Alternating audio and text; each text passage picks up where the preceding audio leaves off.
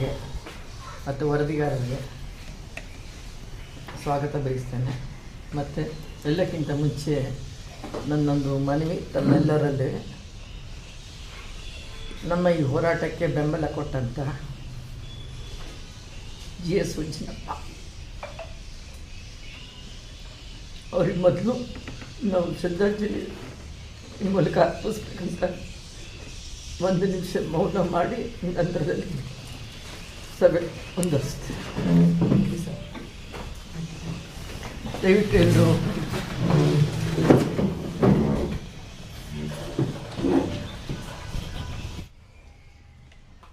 GS ಉಜ್ಜನಪ್ಪನವರು ನಮ್ಮ ಹಿರಿಯ ಪತ್ರಕರ್ತರು, ಚಿಂತಕರು, ಸಮಾಜ ಸುಧಾರಕರು ಮತ್ತು ಎಲ್ಲಕ್ಕಿಂತ ಹೆಚ್ಚಾಗಿ ದೊಡ್ಡ ಸಾಹಿತಿನೂ ಹೌದು. Times of India ವರದಿಗಾರರಾಗಿದ್ದರು.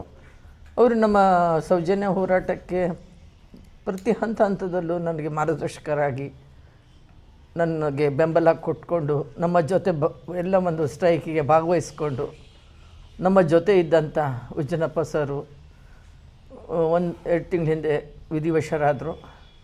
ಅವರ ಆತ್ಮಕ್ಕೆ ಶಾಂತಿ ಸಿಗಲಿ ಅಂತ ಹೇಳ್ತಾ ಇವತ್ತಿನ ಸಭೆನ ಮುಂದುವರಿಸ್ತೇನೆ. ಸೌಜನ್ಯ ಹೋರಾಟಗಾರರಿಗೆ ಒಂದಾದಂಥ ನಮ್ಮ ಎಲ್ಲ ಹೋರಾಟಕ್ಕೆ ಮುಂಚೂಣಿಯಲ್ಲಿರುವಂಥ ನಮ್ಮ ಹಿರಿಯರಾದಂಥ ನಮ್ಮ ಮಹೇಶಣ್ಣ ಅವ್ರಿಗೆ ನಾನು ಈ ಮೂಲಕ ಅವರ ಅನುಪಸ್ಥಿತಿಯಲ್ಲಿ ಅವ್ರಿಗೆ ನಮಸ್ಕರಿಸುತ್ತಾ, ಮತ್ತು ಈ ಒಂದು ಹೋರಾಟದಲ್ಲಿ ತಮ್ಮನ್ನೇ ತಾವು ತೊಡಗಿಸ್ಕೊಂಡು ಹೋರಾಟಕ್ಕೆ ಕಾನೂನುಬದ್ಧವಾಗಿ ಯಾವ ರೀತಿ ತಗೊಂಡು ಹೋಗಬೇಕು ಅನ್ನೋ ರೀತಿಯಲ್ಲಿ ತಮ್ಮನ್ನೇ ತಾವು ಸಮರ್ಪಿಸಿಕೊಳ್ಳುವಂಥ ಗಿರೀಶ್ ಮಟ್ಟಣ್ಣವರ್ ಸರ್ ಇದ್ದಾರೆ, ಅವ್ರಿಗೆ ಸ್ವಾಗತ ಬಯಸ್ತೇನೆ. ಮತ್ತು ಹಾಗೆ ನಮ್ಮ ಮೈಸೂರಿನಿಂದ ಬಂದಂಥ ಪ್ರಕಾಶ್ ಸರ್ ಅವ್ರಿಗೆ, ಮತ್ತು ಯೂಟ್ಯೂಬರ್ ಆದಂಥ ನಮ್ಮ ಅಭಿಷೇಕ್ ಸರ್ ತಮಗೂ, ಮತ್ತು ನಮ್ಮ ಇನ್ನೊಬ್ಬರು ಸರ್ ಬಂದಿದ್ದಾರೆ ತನುಷ್ ಅವ್ರಿಗೆ, ಮತ್ತು ವೀರೇಶು ತಿಪ್ಪೇಸ್ವಾಮಿ ಅವರು, ಮತ್ತು ನಮ್ಮ ತಮ್ಮ ಹೆಸರು ಸರ್ ನಾನು ಮರ್ತೆ, ಮಲ್ಲೇಶ್ ಅವ್ರಿಗೆ, ಎಲ್ಲರಿಗೂ ನಾನು ನಮ್ಮ ಚಿತ್ರದುರ್ಗ ಜನತೆಯ ಪರವಾಗಿ ನಿಮಗೆ ಸ್ವಾಗತ ಬಯಸ್ತೇನೆ. ಹಾಗೆಯೇ ನಮ್ಮ ಪತ್ರಿಕೋದ್ಯಮ ಮಿತ್ರರು ಮತ್ತು ಪತ್ರಿಕೆಯ ಎಲ್ಲ ಒಂದು ವರದಿಗಾರರಿಗೆ ನಾನು ನಮಸ್ಕರಿಸುತ್ತಾ, ಇವತ್ತು ನಾನು ಮೀಟಿಂಗ್ ಕರೆದಿರೋ ಉದ್ದೇಶ, ಪ್ರೆಸ್ ಮೀಟ್ ಕರೆದಿರೋ ಉದ್ದೇಶ, ನನ್ನ ಮೇಲೆ ಚಿನ್ನಯ್ಯ ಅನ್ನೋ ವ್ಯಕ್ತಿ ಸೌಜನ್ಯ ಕೇಸಲ್ಲಿ ಆತ ತಾನೇ ಬಂದು ಸರೆಂಡರ್ ಆಗಿ ಆರೋಪಿ ಅಂತ ಹೇಳಿಕೊಂಡು ನಾನು ಕಣ್ಣಾರೆ ಕಂಡಿದ್ದೀನಿ ಅಂಥೇಳಿ ಪೊಲೀಸ್ ಇಲಾಖೆಗೆ ತನ್ನನ್ನೇ ತಾನು SITಯಲ್ಲಿ ಸರೆಂಡರ್ ಆದಂಥ ವ್ಯಕ್ತಿ ನನ್ನ ಮೇಲೆ ಆರೋಪ ಮಾಡಿ 200 ಕೋಟಿ ಹಗರಣ ನಾನು ಫಂಡಿಂಗ್ ಮಾಡಿದ್ದೀನಿ ಅಂತ ಹೇಳಿ, ಅದು ಯಾರು 5 ಜನರ ಮೇಲೆ ಆರೋಪ ಮಾಡಿದರು. ಮೊದಲನೇದಾಗಿ ಮಹೇಶಣ್ಣ, ಗಿರೀಶ್ ಮಟ್ಟಣ್ಣನವರ್, ಮತ್ತು ಜಯಂತ್ ಟಿ ಹಾಗೂ ವಿಠ್ಠಲ್ ಗೌಡ, ದನ್ನ ಪ್ರಕಾಶ್ ರೈ, ರಮಾ ನಾಗರಾಜ್. ನಾನು ಇಲ್ಲಿ ಧರ್ಮಸ್ಥಳದ ಒಂದು ಸಂಘದ ಒಂದು ಕೆಲಸಕ್ಕೆ ನಾನು ಮಾಡಿದ್ದ ಕೆಲಸಕ್ಕೆ ಇವರೆಲ್ಲ ಬಿಟ್ಟರು, ಎಲ್ಲ 5 ಜನರನ್ನು ಟಾರ್ಗೆಟ್ ಮಾಡಿಕೊಂಡು ಏನೂ ಇಲ್ಲ, ಸುಖ ಸುಮ್ಮನೆ ಅವರು ತಮ್ಮ ಒಂದು ಬೇಳೆಕಾಳು ಬೇಯಿಸ್ಕೊಳ್ಳಿಕ್ಕೆ ಯಾರ್ಯಾರು ಹೋರಾಟಗಾರರಿದ್ದಾರೆ ಎಲ್ಲರ ಮೇಲೆ ಒಂದು ಅಲಿಗೇಷನ್ ಮಾಡೋದು, ಇದು ಮಾಡ್ಕೊಂಡು ಬಂದರು. ಅದೇ ರೀತಿ 5 ಜನದ ಮೇಲೆ ಅಲಿಗೇಷನ್ ಮಾಡಿ ನಾನು ನನ್ನ ಒಂದು ಅಕೌಂಟಿಂದ ಅವರ ಹೆಂಡತಿ ಅಕೌಂಟಿಗೆ ದುಡ್ಡು ಹಾಕಿದ್ದೀನಿ ಅಂತೇಳಿ ಆರೋಪ ಮಾಡಿದರು. ಅದು ಮಾಧ್ಯಮದಲ್ಲೆಲ್ಲ ಬಂತು. ಅದು ನನಗೆ ಖೇದ ಆಯಿತು. ಯಾಕಂದರೆ 200 ಕೋಟಿ ಎಷ್ಟು ಸೊನ್ನೆ ಅಂತ ಗೊತ್ತಿಲ್ಲದವಳು ನಾನು ಹೋರಾಟ ಅಷ್ಟೇ ಹೊರತು ಕಾನೂನುಬದ್ಧವಾಗಿ ಇಲಾಖೆ ಜೊತೆ ನಾನು ಇಷ್ಟು ವರ್ಷ ಕೆಲಸ ಮಾಡ್ಕೊಂಡ್ಬಂದಿದ್ದೀನಿ. ಚಿತ್ರದುರ್ಗದಲ್ಲ, ಈ ರಾಜ್ಯ ಮಟ್ಟದಲ್ಲೇ ಅಂತಾರಾಜ್ಯ ಮಟ್ಟದಲ್ಲೂ ನಾನು ನನ್ನ ಒಂದು ಕೆಲಸ ನಿರ್ವಹಿಸಿದ್ದೇನೆ. ಅದು ನಾನು ಹೆಮ್ಮೆಯಿಂದ ಹೇಳ್ತೇನೆ. ಆದರೆ ಎಲ್ಲೇ ಆದ್ರೂ ನಾವು ಇಂಥಕ್ಕೆ ಧರ್ಮಸ್ಥಳಕ್ಕೆ ಅಪಪ್ರಚಾರ ಬರುತ್ತೆ ಅಂದರೆ, ಧರ್ಮಸ್ಥಳ ಅದು ಊರು ಸ್ವಾಮಿ, ಅದು ಧರ್ಮಸ್ಥಳ ಕ್ಷೇತ್ರದ ಬಗ್ಗೆ ಯಾರು ಮಾತಾಡೋ ಹಕ್ಕಿಲ್ಲ, ಅವ್ರಿಗೂ ಇಲ್ಲ, ನನಗೂ ಇಲ್ಲ, ಮತ್ತೊಬ್ರಿಗೂ ಇಲ್ಲ. ನಾವು ಅದ್ರ ಬಗ್ಗೆ ನಾವು ಯಾರೂ ಮಾತಾಡ್ತಾ ಇಲ್ಲ. ಅದನ್ನು ಎಲ್ಲರೂ ಅರ್ಥ ಮಾಡ್ಕೊಳ್ಬೇಕು. ಅದು ನಾವು ಧರ್ಮಸ್ಥಳ, ಅದು ನೇಮ್ ಆಫ್ ದ ಪ್ಲೇಸ್ ಅಷ್ಟೇ. ಆ ನೇಮ್ ಆಫ್ ದ ಪ್ಲೇಸ್ನ ನಾನು ಚಿತ್ರದುರ್ಗ ಅಂದೆ ನಾನು ಬೇರೆ ಊರು ಅನ್ನೋಕ್ಕಾಗತ್ತಾ? ಇಲ್ಲ. ಸೊ ಹಾಗೆ ನಾವು ಧರ್ಮಸ್ಥಳನ, ಅದು ಒಂದು ಊರು ಅಷ್ಟೇ, ಅದು ಬಿಟ್ಟು ಬೇರೆ ಏನಿಲ್ಲ. ಅದನ್ನು ಇವರು ವೈಭೀಕರಿಸಿ ಅದನ್ನು ಕ್ಷೇತ್ರಕ್ಕೆ ಅಗೌರವ ತೋರಿಸ್ತಾರೆ ಅಂತ ಹೇಳಿ ಅದಕ್ಕೆ ನಾನು ಫಂಡಿಂಗ್ ಕೊಡ್ತಿದ್ದೀನಿ 200 ಕೋಟಿ ಅಂತ ಹೇಳ್ತಾರೆ. ನನಗೆ ಸ್ವಾಮಿ, ನನಗೆ 200 ಕೋಟಿ ಅಲ್ಲ, ಕೋಟಿಗೆ ಎಷ್ಟು ಸೊನ್ನೆ ಅನ್ನೋದೇ ಗೊತ್ತಿಲ್ಲ. ಅಂಥದ್ರಲ್ಲಿ ನನ್ನ ATM ಕಾರ್ಡಿಂದ ದುಡ್ಡು ಹೋಗಿದೆ ಅಂತ ಹೇಳಿ ಅವ್ರ ಹೆಂಡತಿಗೆ ನಾನು ಹಾಕಿದ್ದೀನಿ ಅಂತ ಚಿನ್ನಯ್ಯ ಆರೋಪ ಮಾಡ್ತಾರೆ. ಆರೋಪ ಮಾಡೋದಿರಲಿ, ನಾನು ಕೋರ್ಟಲ್ಲಿ ಅದನ್ನು ಸಾಬೀತುಪಡಿಸ್ತೀನಿ ಅಂತ ಹೇಳಿದವರು. ನಾನು ಅವರು ಇದಕ್ಕೆ ನಾನು ನಿಮಗೆ ಪ್ರತಿಕ್ರಿಯೆ ಕೊಟ್ಟಿದ್ದೆ. ಯಾಕಂದರೆ ಇದು ಸುಳ್ಳು ಆರೋಪ, ನಾನೇನು ಮಾಡಿಲ್ಲ, ನಾನು ಯಾರಿಗೂ ಹೆದರೋ ಅವಶ್ಯಕತೆ ಇಲ್ಲ. ನಾನು ಸರಿ ಇದ್ದಾಗ ನಾನು ಇನ್ನೊಬ್ರಿಗೆ ಹೆದರೋ ಅವಶ್ಯಕತೆ ಇಲ್ಲ. ಆಮೇಲೆ ಇದು ಆಗಲಿಕ್ಕೆ ಇನ್ನೂ ಒಂದು ಮುಖ್ಯ ಕಾರಣ ಏನಂದರೆ SKRDPದು ನಾನು ನಿರಂತರವಾಗಿ ಹೋರಾಟ ಮಾಡ್ತಾಯಿದ್ದೀನಿ. ಅದು ಯಾಕೆ ಅಂದರೆ ಅದು ಅವರು against to the RBI rules and regulations they are going. ಆಮೇಲೆ ನಮ್ಮ ಹೆಣ್ಣುಮಕ್ಕಳನ್ನ ಬೀದಿಗೆ ತಂದು ಗ್ರಾಮಾಭಿವೃದ್ಧಿ ಸಂಘ ಅಂತ ಹೇಳಿ ಮಾಡಿ, ಆ ಗ್ರಾಮಾಭಿವೃದ್ಧಿ ಸಂಘದಿಂದ ನಮ್ಮ ಹೆಣ್ಣುಮಕ್ಕಳು ಬೀದಿಗೆ ಬಂದಿದ್ದಾರೆ. ಇಲ್ಲಿ ಬಿಟ್ಬಿಡಿ, ಸಿಟಿಲಲ್ಲ, ಹಳ್ಳಿಗಳಲ್ಲಿ ರಿಮೋಟ್ ಏರಿಯಾದಲ್ಲಿ ಎಷ್ಟು ಮಾನ ಇಚ್ಛೆ ಮಾತಾಡಿ ಅವ್ರಿಗೆ ತೇಜೋವಧೆ ಮಾಡಿ ಅವ್ರಿಗೆ ಅಗೌರವವಾಗಿ ನಡ್ಕೊಳ್ಳೋವಂಥ ಈ SKRDP ಆಫೀಸರ್ಸ್ ಏನಂತ ತಮ್ಮ ಮಾಡ್ಕೊಂಡಿದ್ದಾರೆ ಅವ್ರುಗಳು ಮಾಡಿ ನಮ್ಮ ಹೆಣ್ಮಕ್ಳು ಇವತ್ತು ಬೀದಿಗೆ ಬಂದು they are going for the ಪ್ರಾಸ್ಟಿಟ್ಯೂಷನ್ಗೆ ಹೋಗ್ತಿದ್ದಾರೆ. ಅದು ಒಂದು ನಮಗೆ ಕಳವಳ. ಯಾಕಂದರೆ ಒಂದು ಹೆಣ್ಣು ತನ್ನದೇ ಒಂದು ಮರ್ಯಾದೆ ಬದುಕು ಜೀವನ ಮಾಡುವಂಥ ಮಹಿಳೆಯರು ಇವತ್ತು ಈ ಮಟ್ಟಕ್ಕೆ ಹೋಗ್ತಾರೆ ಅಂದರೆ ಅಸಹಾಯಕತೆ. Economically they are backward, economically they are helpless. ಅದೆಲ್ಲವನ್ನು ಉಪಯೋಗ ತಗೊಂಡು ಇವ್ರುಗಳು ಈ ರೀತಿ ಮಾಡಿದ್ರೆ ಅದು ಸಾಲ ಅವ್ರು ಕೇಳಲ್ಲ, ಇವರೇ ಹೋಗಿ ಕೊಡ್ತಾರೆ. ಕೊಟ್ಟ ಮೇಲೆ ಆ ಸಾಲನ ಹೇಗೆ ರಿಕವರ್ ಮಾಡಬೇಕು? Through bank only they have to know. ಸಾಲ ಕೊಡಬೇಕಾದ್ರೆ ಬ್ಯಾಂಕಿಂದ ಕೊಡ್ತಾರೆ, ರಿಕವರಿ ಮಾಡಬೇಕಾದ್ರೆ ದಿಲ್ ಗೋ ಪರ್ಸ್ನಲಿ. ನಾನು ಹೇಳೋದು, ನಾವು ಲೋನ್ ತೊಗೋತೀವಿ ಎಲ್ಲ ಬ್ಯಾಂಕಲ್ಲಿ, ಆದರೆ ನಾವೇ ಹೋಗಿ ಕಟ್ತೀವಿ, ಯಾರು ಬ್ಯಾಂಕ್ನವ್ರು ಬರಲ್ಲ. Why this SKRDP? ಯಾಕೆ ನಾವು ಕ್ವಶನ್ ಮಾಡಬಾರ್ದಾ? ನಾವು ಕ್ವಶನ್ ಮಾಡಿದ್ರೆ ಅವರು ನಮ್ಮ ಮೇಲೆ ಇಲ್ಲಿ ಹಿರಿಯೂರಿನಲ್ಲಿ ಒಂದು FIR ಮಾಡಿಸಿದ್ದೀನಿ. ಮತ್ತು ಅನ್ಯಾಯಕ್ಕೊಳಗಾದಂಥ ಒಬ್ಬ ಮಹಿಳೆಗೆ ನಾನು ನ್ಯಾಯ ಕೊಡಿಸ್ಲಿಕ್ಕೆ ಅಂತ ದಾವಣಗೆರೆ ಹೋದರೆ ನನ್ನ ಮೇಲೆ ಅಟ್ಯಾಕ್ ಮಾಡ್ತಾರೆ. ಎಷ್ಟು ಜನ ರೀ? 50 ಜನ ಅಟ್ಯಾಕ್ ಮಾಡ್ತಾರೆ. ಏನು ರೀ ಕಾನೂನಲ್ಲಿ ಇವ್ರಿಗಷ್ಟೇನಾ ರೈಟ್ಸು? ನಮಗೆ ಇಲ್ವಾ? ನಾವು ಒಬ್ಬ ಹೆಣ್ಮಗಳು, ಅದು ವಿಧವಾ ಹೆಣ್ಮಗಳು, ಅಸಹಾಯಕ ಮಹಿಳೆ, ಆಕೆ ತನ್ನ 20 ವರ್ಷದಿಂದ ಕಟ್ಟಿದ್ದ ಒಂದು ಉಳಿತಾಯದ ಹಣ ಎಷ್ಟು ಅಂತ ಕೇಳಿದ್ರೆ ತಪ್ಪ? ಅದನ್ನು ನಾವು ಕೇಳಲಿಕ್ಕೆ ಹೋದರೆ ನನ್ನ ಮೇಲೆ ಜೈಂಟಿ ಅವ್ರ ಮೇಲೆ ಅಟ್ಯಾಕ್ ಮಾಡಿಸಿದ್ರು. ನಾನು ಅಲ್ಲಿ ಒಂದು FIR ಮಾಡಿಸಿದ್ದೀನಿ. ಅದನ್ನು ಮೊನ್ನೆ ಏನು ಮಾಡ್ತಾರೆ, ಒಂದೂವರೆ ತಿಂಗಳ ಹಿಂದೆ ಅದನ್ನು B ರಿಪೋರ್ಟ್ ಹಾಕ್ತಾರೆ ಸರ್ಕಲ್ ಇನ್ಸ್ಪೆಕ್ಟ್ರು. ನಾನು ಕೇಳಿದೆ, ಐ ಆಮ್ ದ ವಿಟ್ನೆಸ್, ನಾನೇ ವಿಕ್ಟಿಮು, ನನ್ನ ಜೊತೆ ಈ 3 ಜನ ವಿಟ್ನೆಸ್ ಇದ್ದಾರೆ, ಯಾರ್ದು ಏನೂ ತೊಗೊಳ್ದೆ how come you will close that ಇದು ಚಾರ್ಜ್ ಶೀಟ್ ಮಾಡಿದೆ FIR ಇದನ್ನು ಕ್ಲೋಸ್ ಮಾಡ್ತಾರೆ, ಹೇಳ್ತಾರೆ ಕೋರ್ಟಲ್ಲಿ ಚಾಲೆಂಜ್ ಮಾಡಿ ಅಂತ. ಕೊನೆಗೆ I brought notice to the IG and SP ಅವ್ರಿಗೆ ತಂದು ಇದನ್ನು ಮತ್ತೆ ರೀಓಪನ್ ಮಾಡಿಸಿ ಚಾರ್ಜ್ ಶೀಟ್ಗೆ ರೆಡಿ ಮಾಡ್ತಾಯಿದ್ದೀನಿ. ಇದೆಲ್ಲ ಒಂದು ಏನಿದೆ, ಕಾನೂನುಬದ್ಧವಾಗಿ ನಾವು ಹೋರಾಟ ಮಾಡ್ತಿದ್ದಾಗ ಇದನ್ನು ಅಸಹಿಸದ ಆ ಜನ ನನ್ನನ್ನು ಒಂದು ಇದರಿಂದ ಬಗ್ಗು ಬಡಿಬೇಕು ಅನ್ನೋ ದುರುದ್ದೇಶದಿಂದ ಈ ಹಿಂಗೆ ಹೇಳಿ ಇವೆಲ್ಲ ಹುನ್ನಾರ ಮಾಡಿದ್ದಾರೆ. ನಾನು ಈಗೂ ಹೇಳ್ತೀನಿ, ಅದನ್ನು ನಾನು ಚಾಲೆಂಜ್ ಮಾಡ್ತೀನಿ ಅಂತ ತಮ್ಮ ಮುಂದೆ ಅವತ್ತೇ ಹೇಳಿದ್ದೆ. ಚಾಲೆಂಜ್ ಮಾಡಿದ್ವಿ. ಮಾನ್ಯ ಹೈಕೋರ್ಟು ನಮ್ಮ ಒಂದು ಅರ್ಜಿನ ಆಮೇಲೆ ಅಲ್ಲಿ ನೋಡಿ ಎಲ್ಲರದ್ದು ಹೆಸರು ತೊಗೊಳ್ತಾರೆ, ರಮಾ ನಾಗರಾಜ್ ಹೆಸರು ಬಿಡ್ತಾರೆ. ಯಾಕೆ ತೊಗೊಳ್ಳಿಲ್ಲ ರಮಾ ನಾಗರಾಜ್ ಹೆಸರು? ನಾನು ಅದಕ್ಕೆ ಹೈಕೋರ್ಟ್ಗೆ ನನ್ನ ಒಂದು ಪಾರ್ಟಿ ಮಾಡಿ all of sudden Rama Nagaraj ಬರ್ತೀನಿ. ಎಲ್ಲಿಂದ ಬರ್ತಾಳೆ? ಏನಕ್ಕೆ ಬರ್ತೀವಿ? ಏನು ಲಿಂಕ್ ಇದೆ? ಏನೂ ಇಲ್ಲ. ಕೊನೆಗೆ ಅದನ್ನು ನನಗೆ ಉಚ್ಚ ನ್ಯಾಯಾಲಯ ಘನವತ್ತ ನ್ಯಾಯಾಧೀಶರು ನನಗೆ ನ್ಯಾಯ ಕೊಡಿಸಿದ್ರು. ನಮ್ಮ 5 ಜನಕ್ಕೆ ಆರೋಪ ಮುಕ್ತರಂತ ಹೇಳಿದ್ರು. ಏನು ಆರೋಪ ಮಾಡಿದ್ರು ಅದು ನಮಗೆ ಏನೂ ಆಗಲಿಲ್ಲ. ನಮಗೆ ಕಾನ್ಫಿಡೆನ್ಸ್ ಇತ್ತು, ಯಾಕಂದರೆ ನಾವು ಯಾರಿಗೂ ಹೆದರಬೇಕಾಗಿಲ್ಲ. ನಾವು ಕ್ಲೀನಾಗಿದ್ದಾಗ, ನಾವು within the frame of law ನಾವು ಕೆಲಸ ಮಾಡ್ತಿರ್ಬೇಕಾದ್ರೆ we never care anybody, we respect, we bow our head to law of our Indian constitution ಪ್ರಕಾರ. ಹಾಗಿರಬೇಕಾದ್ರೆ ಇವ್ರು ಏನು ಮಾಡ್ತಾರೆ, ಮತ್ತೆ ಏನು ಮಾಡ್ತಾರೆ, ಎಲ್ಲಿಯಾದರೂ ಡೈವರ್ಟ್ ಮಾಡಬೇಕು. ಅದು ಯಾವುದು ನಮ್ಮ ಸೌಜನ್ಯ ಕೇಸಲ್ಲಿ 74 ಜನ ಅಲ್ಲ ಸರ್, 74 ಜನ ಮತ್ತೆ ಕುಸುಮಾವತಿ ಅವರು PL ಹಾಕೊಂಡಿರ್ತಾರೆ, ಪಬ್ಲಿಕ್ ಲಿಟಿಗೇಷನ್ ಅಂತ. ಅದು ಕೇಸ್ನ ಜನಗಳ ಕಾನ್ಸಂಟ್ರೇಷನ್ ಡೈವರ್ಟ್ ಮಾಡಲಿಕ್ಕೆ they did all this game. ಆಮೇಲೆ ಜನತೆಗೆ, ರಾಜ್ಯದ ಜನತೆಗೆ ಅಲ್ಲ, ದೇಶದ ಜನತೆಗೆ ಇದನ್ನು ರಾಂಗ್ ಇನ್ಫಾರ್ಮೇಷನ್ ಕೊಡಲಿಕ್ಕೆ. ನಾನು ಹೇಳೋದು, ಸ್ವಾಮಿ ನೀವು ಬನ್ನಿ, ನಾನು ಅವತ್ತು ಹೇಳಿದ್ದೀನಿ ಧರ್ಮಸ್ಥಳಕ್ಕೆ ನಾನು ಬರ್ತೀನಿ, ಅವ್ರು ಬರಲಿ, ನಿಂತ್ಕೊಳ್ಳಿ, ನಾನು ಆಣೆ ಮಾಡ್ತೀನಿ, ನನ್ನಿಂದ ಏನೂ ತಪ್ಪಾಗಿಲ್ಲ ಅಂತ. ನಾವು ಏನೂ ತಪ್ಪಾಗಿಲ್ಲ ಅಂತ ಅವರು ಆಣೆ ಮಾಡಲಿ. I will challenge it. ನಾವು also I will challenge, in future also I will challenge. ನಾವೆಲ್ಲ ಟೀಮು ಸೌಜನ್ಯ ಹೋರಾಟಗಾರರು. ನಾವು ಯಾವತ್ತೂ ತಪ್ಪು ಮಾಡಿಲ್ಲ, ತಪ್ಪು ಮಾಡೋದಿಲ್ಲ, ತಪ್ಪು ಮಾಡೋರನ್ನ ಬಿಡೋದಿಲ್ಲ. Will fight against that. ಈಗ ಉಚ್ಚ ನ್ಯಾಯಾಲಯಕ್ಕೆ ನಾನು ಅಭಿನಂದನೆ ಸಲ್ಲಿಸ್ತೇನೆ. ಹಾಗೆಯೇ ಆ ಒಂದು ನನ್ನ ಕೇಸನ್ನು ಇಷ್ಟರ ಮಟ್ಟಿಗೆ, ನನ್ನ ಕೇಸ್ ಅನ್ನೋದಕ್ಕಿಂತ ನನಗೆ ಹರ್ಟ್ ಆಗಿದ್ದು, ನಾನು ಇಂಡಿವಿಜುವಲ್ ಆಗಿ ಹೇಳ್ತೀನಿ, ನನಗೆ ಮುಟ್ಕೊಂಡ್ರೆ ನಾನು ಮಾತ್ರ ಯಾರನ್ನೂ ಬಿಡಲ್ಲ. ಅಂದರೆ ನನ್ನ ವಿಷಯಕ್ಕೆ ಬಂದ್ರಲ್ಲ, ನಾನೊಬ್ಬ ನ್ಯಾಯಾಧೀಶರ ಮಗಳು, ನಮ್ಮ ಮೈಯಲ್ಲಿ ಎಲ್ಲರ ರಕ್ತ ಹರಿತಿದೆ ಅಂದರೆ ನಂದು ಜುಡಿಷಿಯಲ್ ಬ್ಲಡ್ ಹರಿತಿದೆ. I will say with proud. ಯಾಕಂದರೆ ನಮಗೆ ನ್ಯಾಯ ಬಿಟ್ಟರೆ ನಮಗೆ ಏನು ಕಲಿಸಿಲ್ಲ ನಮ್ಮ ತಂದೆಯವರು, ನಮಗೆ ಸಂಸ್ಕಾರ, ನನ್ನ ಗಂಡನ ಮನೆಯವರು ನಮಗೆ ಅದು ಕಲಿಸಿಲ್ಲ. ಅದು ಆಲ್ ಆಫ್ ಸಡನ್ ಹಿಂಗೆ ಹೇಳಿಬಿಟ್ರಲ್ಲ, ಎಷ್ಟು ಬೇಜಾರಾಗತ್ತೆ. ಒಂದು ಹೆಣ್ಣು, ಒಂದು ಹೋರಾಟ ಮಾಡುವಂಥ ಹೆಣ್ಣು ಹಿಂದಕ್ಕೆ ಸರಿಬೇಕು ಅಂತ. ಸ್ವಾಮಿ, ನೀವು ಏನೇ ಮಾಡಿದ್ರು ಹೆಣ್ಣು ಮಕ್ಕಳು ಹೋರಾಟಕ್ಕೆ ಇಳಿದ್ರು ಅಂದರೆ ಅವ್ರ ಮೈಂಡ್ ಸೆಟ್ ಇತ್ತು ಅಂದರೆ, ಹಾನೆಸ್ಟ್ ಆಗಿದೆ ಅಂದರೆ, ವಿಲ್ ಫೈಟ್ ಇಲ್ಲ ಒಂದು ಡೆತ್. ನಮ್ಮ ಡೆತ್ ಆದರೂ ಸರಿಯಾಗಿಲ್ಲ, will fight for the justice and especially for Sowjanya ಜಸ್ಟಿಸ್ಗೆ ನಾವು ಹೋರಾಟ ಮಾಡ್ತೀವಿ. ಆಮೇಲೆ ಇದಕ್ಕೆ ಎಲ್ಲ ಸಹಕರಿಸಿದ ಮೊದಲು I should special thanks to our Brinda Grover who has, ಅವರು ನನಗೆ ಸುಪ್ರೀಂ ಕೋರ್ಟ್ ಅಡ್ವೊಕೇಟು ದೆಹಲಿಯಿಂದ ನನಗೆ ವಾದ ಮಂಡಿಸಿದರು ಉಚ್ಚ ನ್ಯಾಯಾಲಯದಲ್ಲಿ. First special thank to our madam. And ಎಲ್ಲಕ್ಕಿಂತ ಹೆಚ್ಚಾಗಿ ನಮ್ಮ Dhananjay sir, sir is also supreme court advocate. And ಅವ್ರ ಟೀಮು, ನಮ್ಮ Ananya Gowda and all other advocates.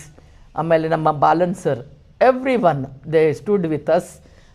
ಜಯ ಗಳಿಸ್ಲಿಕ್ಕೆ ಅವರೇ ಒಂದು ನಮಗೆ ಕಾರಣ. ಯಾಕಂದರೆ ನಾವು ನೀಟಾಗಿದ್ದೀವಿ ಅಂದರೆ ಎಲ್ಲರಿಗೂ ಹೆಮ್ಮೆ ಆಗುತ್ತೆ ಬೆಂಬಲ ಕೊಡಲಿಕ್ಕೆ. ನಾವು ತಪ್ಪು ಮಾಡಿದ್ರೆ ನಾವು ಸಹಿತ ಯಾರಿಗೂ ಬೆಂಬಲ ಕೊಡಲ್ಲ. ಇದು ಜನತೆಗೆ ಗೊತ್ತಾಗಲಿ ಅಂತ ಇವತ್ತು ನಾನು ಪ್ರೆಸ್ ಮೀಟ್ ಕರೆದಿದ್ದೀನಿ. ದಯವಿಟ್ಟು ಇದನ್ನು ಯಥಾವತ್ತಾಗಿ ನಾನು ಏನು ಹೇಳಿದ್ದೀನಿ ಅದನ್ನೇ ನೀವು ಟೆಲಿಕಾಸ್ಟ್ ಮಾಡ್ತೀರಂತ ನಾನು ಭಾವಿಸ್ತೀನಿ. ನಿಮ್ಮೆಲ್ಲರಿಗೂ ಒಳ್ಳೆಯದಾಗಲಿ. ಚಿತ್ರದುರ್ಗದ ನಮ್ಮ ಎಲ್ಲ ಮಾಧ್ಯಮ ಮಿತ್ರರಿಗೆ ಇಷ್ಟು ಸಂಖ್ಯೆಯಲ್ಲಿ ಬಂದಿದ್ದೀರಿ, ತಮ್ಮೆಲ್ಲರಿಗೂ ಕೂಡ ವಂದನೆ, ಧನ್ಯವಾದಗಳನ್ನು ಹೇಳ್ತಾ, ಶ್ರೀಯುತ GS ಉಜನಪ್ಪ ಸರ್ ಟೈಮ್ಸ್ ಆಫ್ ಇಂಡಿಯಾದ ಹಿರಿಯ ಪತ್ರಕರ್ತರಾಗಿದ್ದರು ಮತ್ತು ಅನೇಕ ಬಾರಿ ರಮಾ ನಾಗರಾಜ್ ಮೇಡಮ್ ಕೂಡ ಹಿರಿಯ ಹೋರಾಟಗಾರ್ತಿ. ಅವ್ರು ಹೇಳ್ತಾಯಿದ್ರು ಉಜನಪ್ಪ ಅವ್ರ ಬಗ್ಗೆ ಮತ್ತು ಹಿರಿಯ ಪತ್ರಕರ್ತರ ಬಗ್ಗೆ. ನಾನು ಕೂಡ ಸಾಮಾಜಿಕ ಜೀವನ ಪ್ರಾರಂಭ ಮಾಡಿದಾಗ ಅವರೆಲ್ಲ ಹಳೆ ತಲೆಮಾರಿನ ಪತ್ರಕರ್ತರು. ಅವರು ನಮಗೆ ಬುದ್ಧಿ ಹೇಳ್ತಾಯಿದ್ರು. ನಾನು ಪೊಲೀಸ್ ಡಿಪಾರ್ಟ್ಮೆಂಟ್ ಜಾಯ್ನ್ ಆಗೋಕ್ಕಿಂತ ಮುಂಚೆನೇ ಇನ್ನೊಬ್ಬರು ಟೈಮ್ಸ್ ಆಫ್ ಇಂಡಿಯಾದ ಜಮಖಂಡಿ ಅಂತಿದ್ದಾರೆ ನಮ್ಮ ಧಾರವಾಡದಲ್ಲಿ, ಹಳೆ ತಲೆಮಾರಿನ ಪತ್ರಕರ್ತರು. ನಾವು ತಪ್ಪು ಮಾಡಿದರೆ ತಿದ್ದಿ ಹೇಳ್ತಾಯಿದ್ರು, ಆ ರೈಟ್ಸ್ ಅವ್ರಿಗಿತ್ತು. ಸೊ ಇವರು ಕೂಡ ಅದೇ ರೀತಿ ಒಂದು ಮಾರ್ಗದರ್ಶನ ಮಾಡ್ತಾಯಿದ್ರು. ಅವರಿಗಿಲ್ಲ, ಅವರಿಗೆ ಶ್ರದ್ಧಾಂಜಲಿಯನ್ನು ಅರ್ಪಿಸ್ತಾ, ಹಿರಿಯ ಹೋರಾಟಗಾರ್ತಿ ರಮಾ ನಾಗರಾಜ್ ಮೇಡಮು ಮೊದಲೇ ಮಂಡ್ಯದ ಗೌಡ್ತಿ. ಬಂದು ಅವರು ಕೆಲಸ ಮಾಡೋದು ಒನಕೆ ಓಬವ್ವನ ಊರಿನಲ್ಲಿ, ಆ ಮಣ್ಣಿನಲ್ಲಿ. ಮೇಲಾಗಿ ಒಬ್ಬ ಪ್ರಾಮಾಣಿಕತೆಯನ್ನು ಮೆರೆದಂತಹ ನ್ಯಾಯಾಧೀಶರ ಮಗಳು. ಇನ್ನು ಸ್ವಾಭಿಮಾನಕ್ಕೆ ಪೆಟ್ಟು ಬಿದ್ದರೆ ಸುಮ್ಮನೆ ಕೂತ್ಕೊಳ್ತಾರಾ? ನಮಗೆ ಅನಿಸ್ಕೊಂಡು ರೂಢ ಆಗಿಬಿಟ್ಟಿದೆ. ಬೈಸ್ಕೊಂಡು, ಅವಮಾನ ಮಾಡಿಸ್ಕೊಂಡು, ಕೆಟ್ಟದಾಗಿ ಟ್ರೋಲ್ ಮಾಡಿಸ್ಕೊಂಡು, ಕಮೆಂಟಲ್ಲಿ ಅಮ್ಮ ಅಕ್ಕ ಅಂತ ಬೈಸ್ಕೊಂಡು ರೂಢ ಆಗಿಬಿಟ್ಟಿದೆ. ಪಾಪ ಅವ್ರಿಗೆ ಎಷ್ಟೋ ಅವತ್ತಿನ ದಿನ ಹತ್ತಿದ್ದಾರೆ ಫೋನ್ ಮಾಡಿ ಅಂತ ಹೇಳಿದರೆ, ಇಲ್ಲಿ ದಾವಣಗೆರೆಯಲ್ಲಿ ಅಕ್ರಮ ಮೀಟರ್ ಬಡ್ಡಿ ದಂಧೆ, ಮಂಜುನಾಥ ಸ್ವಾಮಿ ಹೆಸರ ಫೋಟೋನ ಮುಂದಿಟ್ಟುಕೊಂಡು ಇಡೀ ರಾಜ್ಯಾದ್ಯಂತ ಏನು ನಡೀತಾ ಇದೆ ಅದರ ವಿರುದ್ಧ ನಾವು ಕೂಡ ಹೋಗಿದ್ವಿ. ಅಲ್ಲಿ ರಮಾ ನಾಗರಾಜ್ ಮೇಡಮ್ ಅವರು ಮುಂಚೂಣಿಯಲ್ಲಿದ್ದಂಥವ್ರು. ಅವ್ರನ್ನೇನಾದರೂ ಮಾನಸಿಕ ಕಿರುಕುಳ ಕೊಡಬೇಕು. ಇಲ್ಲಿ ಏನಾಗ್ತಾ ಇದೆ, ತಮ್ಮೆಲ್ಲರ ಗಮನಕ್ಕೆ, ತಮ್ಮ ಮೂಲಕ ರಾಜ್ಯದ ಜನರ ಗಮನಕ್ಕೆ ತರ್ತಾ ಇದ್ದೀನಿ. ಯಾರಾದರೂ ಪ್ರಶ್ನೆ ಮಾಡಿದರೆ ಅವ್ರು ಹೆಣ್ಮಕ್ಳನ್ನ ಟಾರ್ಗೆಟ್ ಮಾಡ್ತಾರೆ, ಹೆಂಡ್ತಿನ ಟಾರ್ಗೆಟ್ ಮಾಡೋದು, ಮಗಳನ್ನ ಟಾರ್ಗೆಟ್ ಮಾಡೋದು, ಕೆಟ್ಟದಾಗಿ ಮೆಸೇಜ್ ಹಾಕೋದು. ಈಗ ಏನು ಮಾಡಿದರು, ರಮಾ ನಾಗರಾಜ್ ಮೇಡಮ್ ಅವರು ಇರ್ಬೋದು, ಪ್ರಕಾಶ್ ರಾಜ್ ಇರ್ಬೋದು, ಪಿಕ್ಚರಲ್ಲೇ ಇಲ್ಲ. ಯಾಕಂತ ಹೇಳಿದರೆ ಎನ್ಕ್ವೈರಿಯನ್ನು ಫೇಸ್ ಮಾಡಿದ SIT ಎನ್ಕ್ವೈರಿ ಫೇಸ್ ಮಾಡಿದ್ರಲ್ಲಿ ನಾನು ಕೂಡ ಒಬ್ಬನು. ನಂದು ಸ್ಟೇಟ್ಮೆಂಟ್ ಇದೆ, ತಮಗೆ ತೋರಿಸ್ತೀನಿ. ಅಕಸ್ಮಾತ್ ತಮಗೆ ಆಸಕ್ತಿ ಇದ್ದರೆ ರಿಟರ್ನ್ ನನಗೆ ಸರ್ಟಿಫೈಡ್ ಕಾಪಿ ಇದೆ ನನ್ನ ಹತ್ರ. ಎಲ್ಲಿಯೂ ಕೂಡ ರಮಾ ನಾಗರಾಜ್ ಮೇಡಮ್ ಹೆಸರಾಗಲಿ, ಪ್ರಕಾಶ್ ರಾಜ್ ಅವ್ರ ಹೆಸರಾಗಲಿ, ಹಿರಿಯ ನಟ ಅವರು, ಒಬ್ಬ ಹೋರಾಟಗಾರ, ಎಲ್ಲೂ ಕೂಡ ಅವ್ರ ಹೆಸರಿಲ್ಲ. ಯಾವಾಗ ಪ್ರಕಾಶ್ ರಾಜ್ ಅವರು ಕಾಕ್ರೋಚ್ ಜನತಾ ಪಾರ್ಟಿಗೆ ಬೆಂಬಲ ಕೊಟ್ಟು ಒಂದು ದೊಡ್ಡ ಮಟ್ಟದ ಆ ಹೋರಾಟದಲ್ಲಿ ಭಾಗಿಯಾದರು. ಸೊ ಒಂದು ಡಿವಿಷನ್ ಕ್ರಿಯೇಟ್ ಮಾಡಬೇಕಾಗಿತ್ತು ನಮಗೆ ಮತ್ತು ಕೇಂದ್ರ ಸರ್ಕಾರಕ್ಕೆ, CBIಗೆ. ಯಾಕೆ ಅನ್ನೋದನ್ನು ಕೂಡ ನಿಮ್ಗೆ ಹೇಳ್ತಾ ಇದ್ದೀನಿ.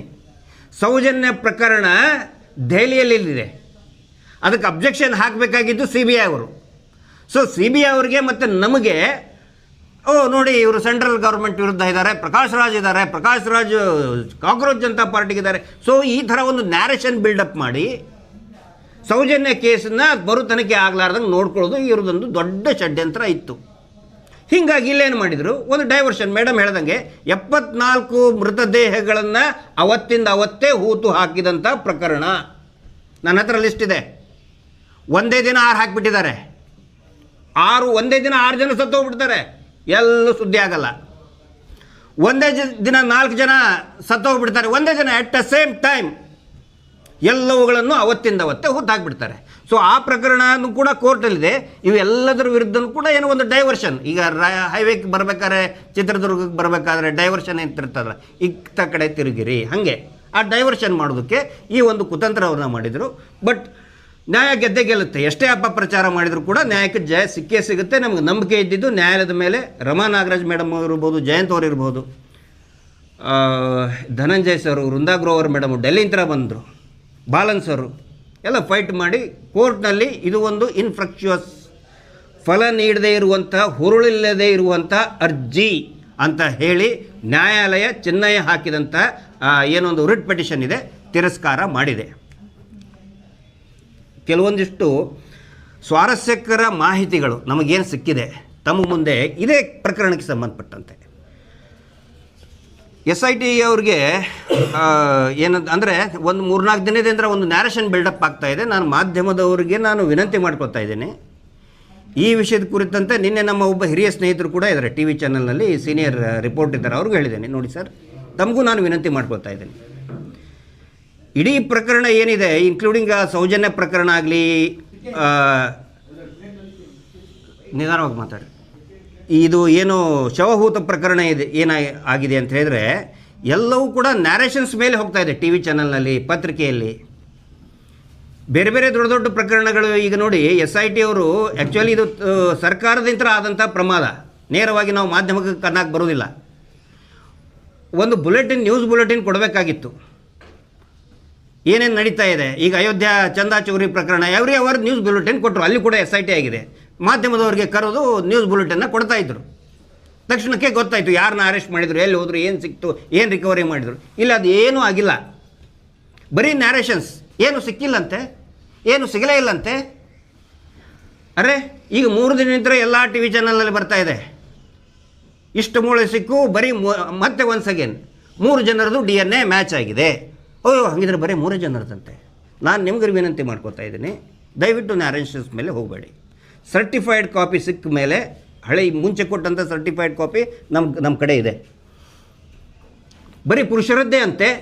ಹಾಗಿದ್ರೆ ಪುರುಷರ ಗಂಡು ಮಕ್ಕಳಿಗೆ ಜೀವಕ್ಕೇನು ಬೆಲೆ ಇಲ್ಲನು? ಹೇಳ್ತಾ ಇದ್ರು, ನೇತ್ರಾವತಿ ನದಿಯಲ್ಲಿ ಹರ್ಕೊಂಡು ಹೋಗಿದ್ದು, ನದಿಯಲ್ಲಿ ಹರ್ಕೊಂಡು ಹೋಗೋಕ್ಕೇನು ಅದೇನು ಮರದ ದಿಮ್ಮಿನ?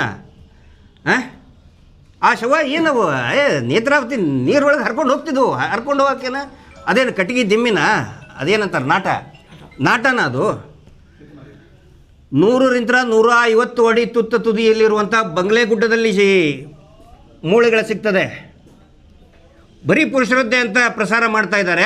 ಅವ್ರಿಗೆ ನಾನು ಹೇಳ್ತಾ ಇದ್ದೇನೆ, ಪುರುಷರದ್ದು ಮಾತ್ರ ಅಲ್ಲ, ಮಹಿಳೆಯದ್ದು ಕೂಡ ಇದೆ. ಯಾರ್ದದು ಇದೆ ನಮ್ಮ ಹತ್ರ, I have every FSL report ಇದೆ.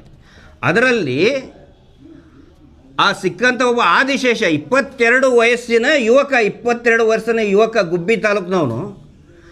FSL ರಿಪೋರ್ಟಲ್ಲಿ ಏನು ಬಂದಿದೆ ಅಂತ ಹೇಳಿದರೆ, ಅವರ ಬುರುಡೆಯಲ್ಲಿ ಕೈ ಮೂಳೆ ಹೋಗಿದೆ ಅಂತ. ಇಮ್ಯಾಜಿನ್ ಏನು ನಡೆದಿರ್ಬೋದಲ್ಲಿ ಅಂತ ಮೇಡಮ್. ಅವನ ಬುರುಡೆಯಲ್ಲಿ, ಸ್ಕಲ್ಲಲ್ಲಿ ಅಲ್ಲ ಬೋನ್ ಹೋಗಿದೆ. ನಾನು ಹೇಳೋದಲ್ಲ, FSL ವರದಿ, FSL ಕೊಟ್ಟಂತಹ ವರದಿ ಇದು. ಇದರಲ್ಲಿದೆ, SIT FSL ಕೊಟ್ಟು, FSLನಲ್ಲಿ ಅವ್ರು ಹೇಳ್ತಾರೆ,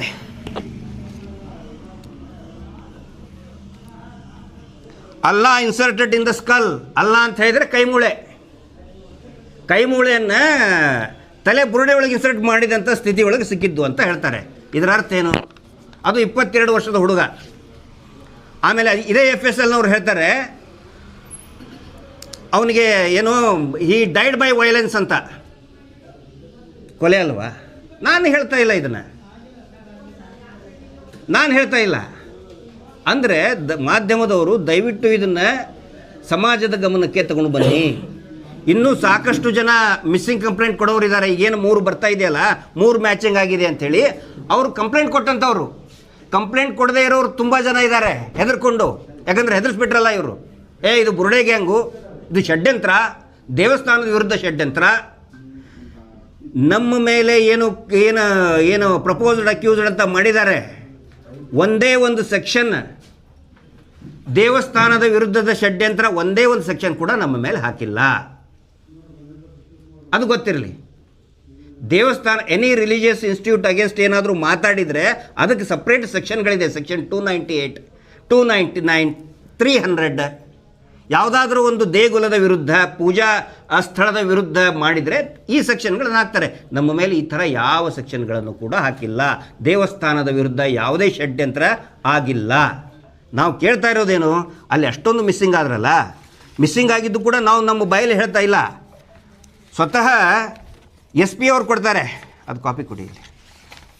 SP ದಕ್ಷಿಣ ಕನ್ನಡ ಜಿಲ್ಲೆಯವರು, ಅದನ್ನು ನಾನು ಇನ್ಸ್ಟಾಗ್ರಾಮಲ್ಲಿ ಕೂಡ ಇದು ಮಾಡಿದ್ರಿ. ಯಾವ ರೀತಿ ಮಿಸ್ಸಿಂಗ್ ಆಗಿದ್ದಾರೆ, ಎಷ್ಟು ಜನ ಮಿಸ್ಸಿಂಗ್ ಆಗಿದ್ದಾರೆ ಎಲ್ಲವೂ ಕೂಡ ನನ್ನ ಸೋಷಿಯಲ್ ಮೀಡಿಯಾ ಪ್ಲ್ಯಾಟ್ಫಾರ್ಮಲ್ಲಿ ಹಾಕಿದ್ದೀನಿ. ಕೆಲವೊಂದಿಷ್ಟು ತಮ್ಮ ಗಮನಕ್ಕೆ ತರ್ತೇನೆ. 2 ವರ್ಷದ ಮಗು, ಹೆಣ್ಣು ಮಗು ಕಾಲು ಜಾರಿ ಬಿದ್ದು ಅನಾಥ ಶವ ಅಂತ ಹಾಕ್ತಾರೆ. 2 ವರ್ಷದ ಮಗು.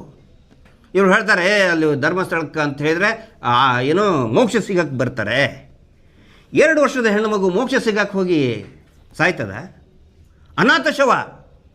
10 ವರ್ಷದ ಹೆಣ್ಣು ಮಗು, ಮುಡಿ ತೆಗೆಸದಂಥ ಗರ್ಲ್ ವಿದೌಟ್ ಹೇರ್ಸ್,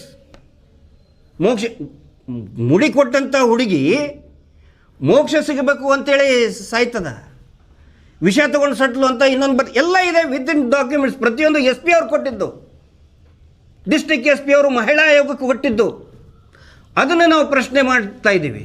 ಯಾರಿಗೂ ಕೂಡ ನಾವು ಅಪಮಾನ ಮಾಡಬೇಕು ಅಂತೇನಿಲ್ಲ, ಖಂಡಿತ ಆ ಕೆಲಸ ಮಾಡಿಲ್ಲ. ನಾವು ಕೇಳೋದು SIT ನೀವು ತನಿಖೆ ಮಾಡಿದ್ರಲ್ಲ, ಅದರ ವರದಿ ಎಲ್ಲಿದೆ ಅಂಥೇಳಿ ಒಬ್ಬ ಮಹಿಳಾ ಹೋರಾಟಗಾರ್ತಿ ಜ್ಯೋತಿ ಸುಬ್ಬರಾವ್, ಅನಂತ ಸುಬ್ಬರಾವ್ ಅಂಥೇಳಿ ಕೊಂದವರು ಯಾರು ಟೀಮ್ನಿಂದ ಕೇಳಿದರು. ಯಾವಾಗ 1 ತಿಂಗಳಿಂದ ಕೇಳಿದರು.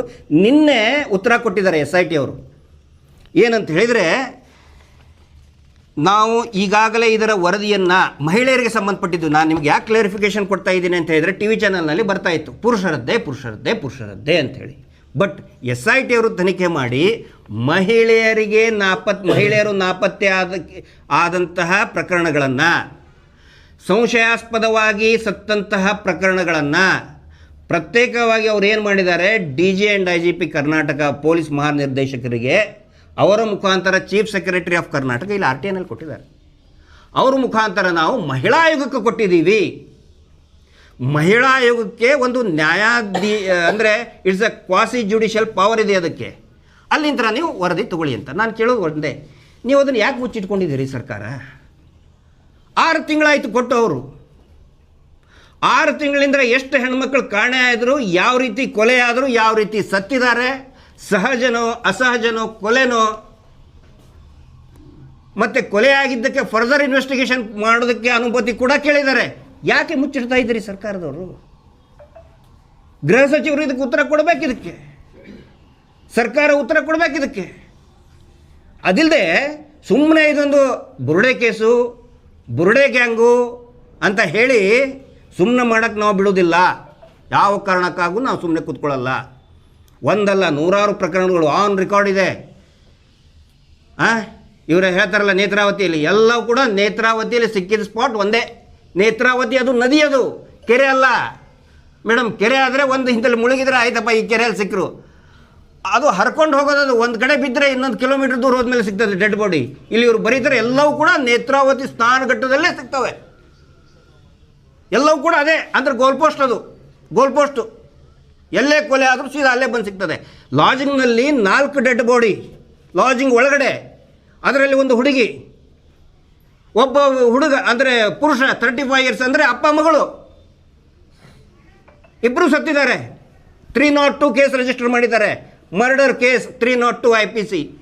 ಅನಾಥ ಶವ, ಕೇಸ್ ಕ್ಲೋಸ್. ಇವುಗಳನ್ನು ನಾವು ಕೇಳ್ತಾ ಇದ್ದೀವಿ. ಇದನ್ನು ವರದಿ ಯಾಕೆ ಮುಚ್ಚಿಟ್ಟಿದೆ ಸರ್ಕಾರ? SIT ಅವರು ಸ್ವತಃ ಮಾನ್ಯ ಪ್ರಣಬ್ ಮೊಹಂತಿ ಅವರು ಸೈನ್ ಮಾಡಿದ್ದೆ ಲೆಟರ್ ಇದೆ. ಸೈನ್ ಮಾಡಿಕೊಟ್ಟಿದ್ದಾರೆ ಚೀಫ್ ಆಫ್ SIT, CID ಮುಖ್ಯಸ್ಥರು. CID ಮುಖ್ಯಸ್ಥರು ಹೇಳ್ತಾರೆ ಸರ್ಕಾರಕ್ಕೆ ಕೊಟ್ಟಿದ್ದೀವಿ, ಮಹಿಳಾ ಆಯೋಗಕ್ಕೆ ಕೊಟ್ಟಿದ್ದೀವಿ. SIT ಮಾಡಿಸಿದ್ದು ಯಾರು? ಮಹಿಳಾ ಆಯೋಗ ಅಲ್ವಾ? ಮಹಿಳಾ ಆಯೋಗದವ್ರು ಯಾಕೆ ಮಾತಾಡ್ತಾ ಇಲ್ಲ? ಅವ್ರ ಬಗ್ಗೆ ಬಹಳ ಗೌರವ ಇದೆ, ಒಳ್ಳೆ ಕೆಲಸ ಮಾಡಿದ್ದಾರೆ, ಒಳ್ಳೆ ತುಂಬ ಅಭಿಮಾನ, ಇಡೀ ದೇಶ ಅಭಿಮಾನ ಪಡುವಂಥ ಕೆಲಸ ಶ್ರೀಮತಿ ಚೌಧರಿ ನಾಗಲಕ್ಷ್ಮಿ ಚೌಧರಿ ಅವರು ಮಾಡಿದ್ದಾರೆ. ನಿಮ್ಗೆ ವರದಿ ಕೊಟ್ಟರೆ, ಬಟ್ ನಾವು ಏನು ಕೇಳ್ತಾ ಇದ್ದೀವಿ, ಯಾಕಂದ್ರೆ ರಿಲೀಸ್ ಮಾಡ್ತಾ ಇಲ್ಲ. It's a public document.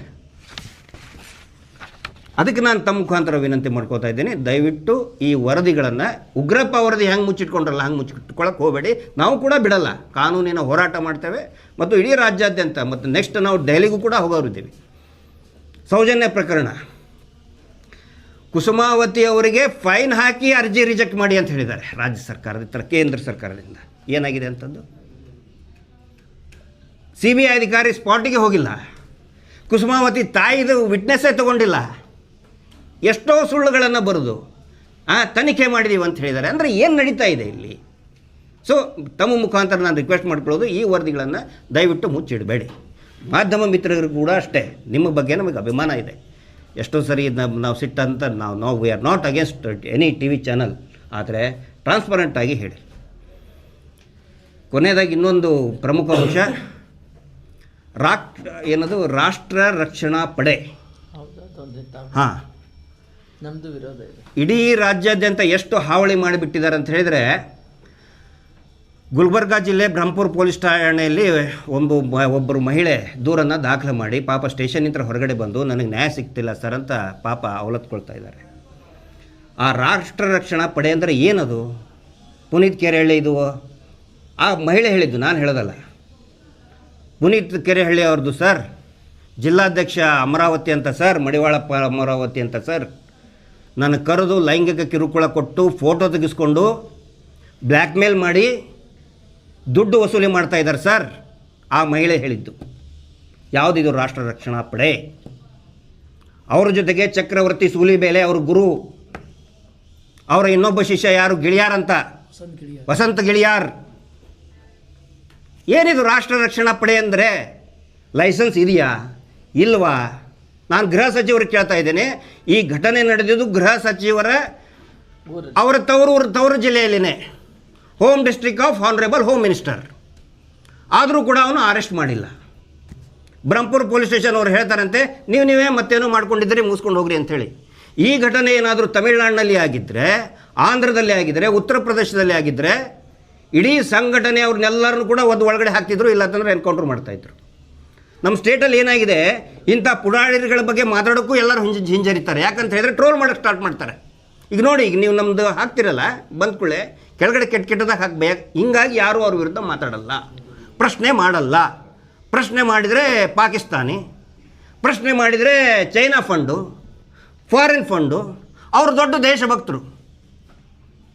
ಏನಾಗ್ಬಿಟ್ಟಿದೆ sir, ಇಲ್ಲಿ ಬೋರ್ಡ್ ಹಾಕ್ಕೊಂಡಾರೆ, ಇದು ಗ್ರಂಥಿಕೆಯ ಅಂಗಡಿ, ಪೂಜಾ ಸಾಮಗ್ರಿಗಳು ಮಾರುವ ಅಂಗಡಿ, ದೇವಸ್ಥಾನದ ಹೊರಗಡೆ ಹಾಕೊಂಡ್ಬಿಟ್ಟಾರೆ.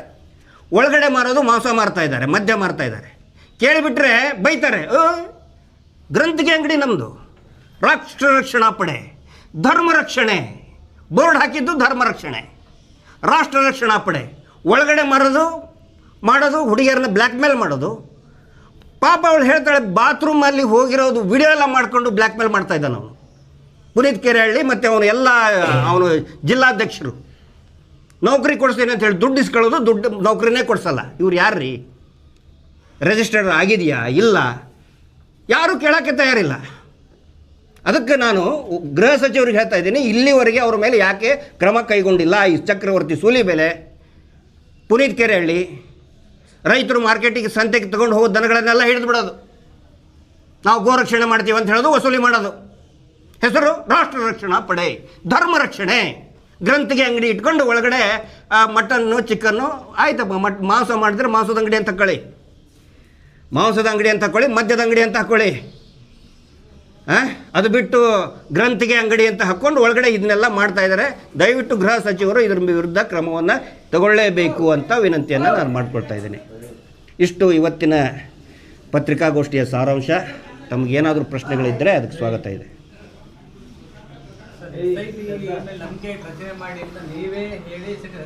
ಹೌದು, ಆಮೇಲೆ ನಂಬಿಕೆ ಇಲ್ಲ ಅಂತ ನೀವೇ ಹೇಳಿದ್ರಿ. ಚಿನ್ನಯ್ಯನ ಮನೆಯಲ್ಲಿ ಅಂದ್ರೆ ಕರ್ಕೊಂಡ್ ಬಂದಿದ್ದು ನೀವೇ, ಮತ್ತೆ ಇವರು ಚಿನ್ನಯ್ಯನ ಅಂದ್ರೆ ಚಿನ್ನಯ್ಯನ ಹಾ, ಹಾ. ಸರ್ ಮನೆಯಲ್ಲಿ ದಲ್ಲಿಂದನೇ ಅವ್ರನ್ನ SIT ತನಿಖೆಯಲ್ಲಿ ಮಾಡ್ತಾ ಇದ್ರು. ಹೌದು. ಆ ಪ್ರಕರಣದಲ್ಲಿ ನಾನು 45 ದಿನ ನನ್ನ ಜೊತೆ ಆದ್ರೆ ಆ ಪ್ರಕರಣ ಸಂಬಂಧದಲ್ಲಿ. ಈಗ ಅವ್ರ ಸ್ಟೇಟ್ಮೆಂಟ್ ಅಲ್ಲಿ ಹೇಳಿದ್ದಾರೆ ಅವ್ರು ಇದ್ರು ಅಂತ. ಯಾರಿದ್ರು ಅಂತ? ಇವ್ರು ಪ್ರಕಾಶ್ ರಾಜ್ ಸರ್ ಹೇಳಿದ್ರು, ನೀವೇ ಪರಿಚಯ ಮಾಡಿಕೊಡ್ರಿ ಅಂತ ಅವ್ರ ಸ್ಟೇಟ್ಮೆಂಟ್ ಅಲ್ಲಿ ಯಾವಾಗ ಹೇಳಿದ್ದಾರೆ? ಇದನ್ನ ಪ್ರಕಾಶ್ ರಾಜ್ ಸರ್ ಹೇಳಿದ್ದಾರೆ ಸರ್. ನನಗೆ ಗಿರೀಶ್ ಪಟೇಲ್ ಅವ್ರು ಹೇಳಿದ್ರು. ಪ್ರಕಾಶ್ ರಾಜ್ ಒಬ್ಬರೇ ಅಲ್ಲ, ಯಶ್ ಅವರು ಆವಾಗಲೇ ಟ್ವೀಟ್ ಮಾಡಿದ್ದಾರೆ, ಐಶ್ವರ್ಯ ರಾಯ್ ಟ್ವೀಟ್ ಮಾಡಿದ್ದಾರೆ, ಆಮೇಲೆ ದುನಿಯಾ ವಿಜಯ್ ಹೇಳಿದ್ದಾರೆ, ಆಮೇಲೆ ಯಾರು ಅಹಿಂಸಾ ಚೇತನ್ ಹೇಳಿದ್ದಾರೆ, ಆನಂತರ ಕಿಶೋರ್ ಅವರು ಸಪೋರ್ಟ್ ಮಾಡಿದ್ದಾರೆ. ಪ್ರಕಾಶ್ ರಾಜ್ ಅವರು ಒಬ್ಬರದೇ ಹೆಸರು ಯಾಕೆ ಬಂತು ಅಂತ ನಾನು ಕೇಳೋದು. ಅವರೆಲ್ಲರೂ ನೇರವಾಗಿ ನನಗೆ ಕೆಲವೊಬ್ರು ಮಾತಾಡಿದರೆ, ಕೆಲವೊಬ್ರು ಮಾತಾಡಿಲ್ಲ. ಎಷ್ಟೋ ಜನ MP ಗಳು ಫೋನ್ ಮಾಡಿದ್ದಾರೆ ನನಗೆ, MLAಗಳು ಸೌಜನ್ಯ ಮನೆಗೆ ಬಂದು ನಮ್ಮ ಬೆಂಬಲ ಇದೆ ಅಂತ ಹೇಳಿದ್ದಾರೆ. ನಾನು ಕೇಳೋದು, ಪ್ರಕಾಶ್ ರಾಜ್ ಸರ್ದು ಇದ್ದಿದ್ದ ಹೆಸರಿದ್ದಿದ್ರೆ ಅವನು ತನಿಖೆ ನಡೀತಲ್ಲ 1.5 ತಿಂಗಳು, ಅವಾಗ ಯಾಕೆ ಹೇಳಿಲ್ಲ? ಪ್ರಕಾಶ್ ರಾಜ್ ಅವ್ರದ್ದು, ರಮಾ ನಾಗರಾಜ್ ಅವ್ರದ್ದು ತನಿಖೆ ಎಲ್ಲ ಮುಗಿದ ಮೇಲೆ ಇನ್ನೇನು ಸೌಜನ್ಯ ಪ್ರಕರಣ ದೆಹಲಿಯಲ್ಲಿ ಶುರು ಆಗುತ್ತೆ, ಆ ಟೈಮಿಗೆ ಯಾಕೆ ಬಿಡುಗಡೆ ಮಾಡಿದರು ಅಂತ ನಾನು ಕೇಳ್ತಾ ಇದ್ದೀನಿ. ಇದ್ದರೆ ನೋಡಿ, ಅವ್ನು ಎನ್ಕ್ವೈರಿ ನಡೀತಾ ಇತ್ತಲ್ಲ ಸರ್, ನಂದು ನಡೀತಾ ಇತ್ತಲ್ಲ, ಅವಾಗ ಕೇಳಬೇಕಾಗಿತ್ತಲ್ಲ. ಇಲ್ಲ, ಅವಾಗ ಆ ಸಬ್ಜೆಕ್ಟೇ ಬಂದಿಲ್ಲ ಅಂತ ಅನೇಕ ಸೆಲೆಬ್ರಿಟಿಗಳು. ಯಶ್ ಅವ್ರು ನೋಡಿ ಹಳೆ ಟ್ವೀಟ್ ಐಶ್ವರ್ಯ ರಾಯ್ ಮಾಡಿದ್ದಾರೆ ನ್ಯಾಯ ಸಿಗಲಿ ಅಂಥೇಳಿ. ದುನಿಯಾ ವಿಜಯ್ ಅವರು ಹೇಳಿದ್ದಾರೆ ಬಹಿರಂಗವಾಗಿ. ಸೊ ಅವ್ರ ಹೆಸರು ಯಾಕೆ ತಗೊಂಡು ಬಂದರು ಅಂತ. ಆನಂತರ ತಾವು ಹೇಳಿದ್ರಿ ಚಿನ್ನಯ್ಯ ಅವ್ರನ್ನ ನಾ ಕರ್ಕೊಂಡು ಬಂದಿಲ್ಲ, ಚಿನ್ನಯ್ಯನ ನಾ ಕರ್ಕೊಂಡು ಬಂದಿಲ್ಲ, ಅವನೇ ಆಗಿಯೇ ಬಂದಿದ್ದು. ಅವ್ರ ಸ್ಟೇಟ್ಮೆಂಟ್ ಹೇಳಿದ್ದಾರೆ, ಅವ್ರು ನಮಗೆ ಹೇಳಿದ್ರು. ಅವರ ಸ್ಟೇಟ್ಮೆಂಟ್ ನ್ಯಾಯಾಧೀಶರ ಮೇಲೆ ಹೇಳೋ ಸಂದರ್ಭದಲ್ಲಿ ಅವರೇ ಸ್ವತಃ ಹೇಳಿದ್ರು. ಇಲ್ಲ ನಿಮ್ಮ ಕಡೆ ಎಲ್ಲಿ ಸಿಗ್ತದೆ? 164 ಸ್ಟೇಟ್ಮೆಂಟಲ್ಲಿ ನನ್ನ ಹೆಸರು ಹೇಳಿಲ್ಲ. ಆ ದೊಡ್ಡ ಲಿಸ್ಟ್ ಇದೆಯಲ್ಲ ಧರ್ಮಸ್ಥಳದ್ದು, ಅವ್ರದ್ದು ಹೆಸರಿದೆ 164ಅಲ್ಲಿ. ಈಸ್ ದ ಕಂಪ್ಲೇನೆಂಟ್, ನಮ್ದು ಹೆಸರಿಲ್ಲ ಸರ್ ಅದರಲ್ಲಿ. 164 ಓಪನ್ ಮಾಡಲಿ. ಈಗ ನಾನು ಅದೇ ವೇಟ್ ಮಾಡ್ತಾ ಇದ್ದೀನಿ, ಸರ್ಟಿಫೈಡ್ ಕಾಪಿ ಕೊಡಲಿ, 164 ಸ್ಟೇಟ್ಮೆಂಟ್ ಕೊಡಲಿ. ಅವಾಗ ಹೇಳ್ತೇನೆ. 28 ಜನರ ಹೆಸರು ಹೇಳಿದ್ದಾನೆ, ಎಲ್ಲ ದೊಡ್ಡವ್ರ ಹೆಸರು ತೊಗೊಂಡಿದ್ದಾನೆ.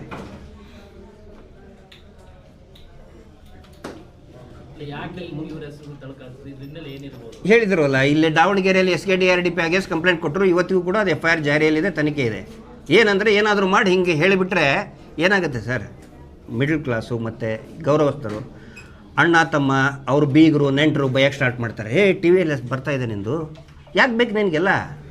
ನನಗೂ ಹೇಳಿದ್ದಾರೆ, ನಮ್ಮ ರಿಲೇಟಿವ್ಸ್ ಹೇಳಿದ್ದಾರೆ, ಗಿರೀಶ್ ಅದಕ್ಕೆ ಬಗ್ಗೆ ನಿನಗೆ ಇಂಥವೆಲ್ಲ TVಯಲ್ಲಿ ಬರ್ತಾಯಿದ್ದೆ ನೋಡು, ನೀ ಬುರುಡೆ ಗ್ಯಾಂಗ್ ಅಂತ ಇದ್ದಾರೆ ನಿನಗಂತೇಳಿ.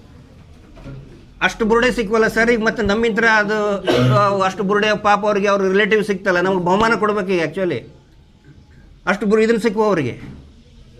ಈಗ ಅವ್ರಿಗೆ ಅಂತ್ಯ ಸಂಸ್ಕಾರ ಮಾಡೋಕ್ಕೆ ಅನುಕೂಲ ಆಯ್ತು ಈಗ. ಸೊ ಆ ಒಂದು ಸ್ಟ್ರಾಟಜಿ ರಾಷ್ಟ್ರಕವಿ ಕುವೆಂಪು ಅವರಿಗೆ ಬಿಟ್ಟಿಲ್ಲ. 1936ರಲ್ಲಿ ರಾಷ್ಟ್ರಕವಿ ಕುವೆಂಪು ಅವ್ರ ಮೇಲೇ ಕೇಸ್ ಹಾಕಿದ್ದಾರೆ.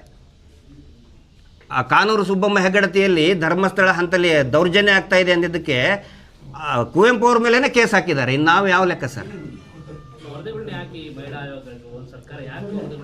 ಬಿಡಬೇಕು ಸರ್, ನಾನು ಅದನ್ನೇ ಕೇಳ್ತಾ ಇದ್ದೆ. ದಯವಿಟ್ಟು ತಾವು ಕೂಡ ಕೇಳಿ ಅವರಿಗೆ.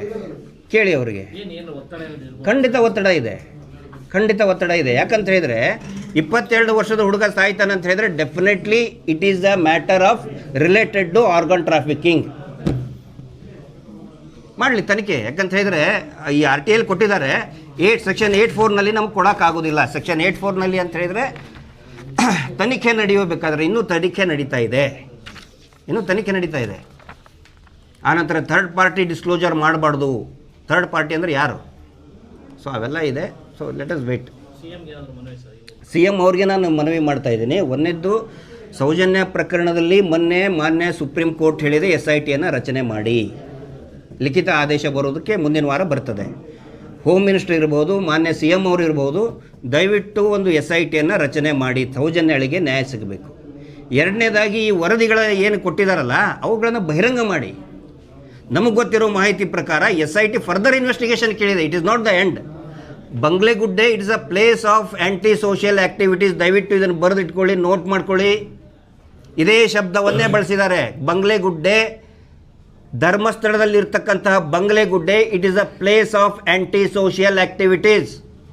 SIT ಅವರು ಬರೆದಿದ್ದಾರೆ. ಇದನ್ನ ಬರೆದು ಈ ಏನು ಕೊಲೆಗಳಾಗಿದೆ ಫರ್ದರ್ ಇನ್ವೆಸ್ಟಿಗೇಷನ್ಗೆ ನಮಗೆ ಅನುಮತಿ ಕೊಡಿ ಅಂತ ಕೊಟ್ಟಿದ್ದಾರೆ.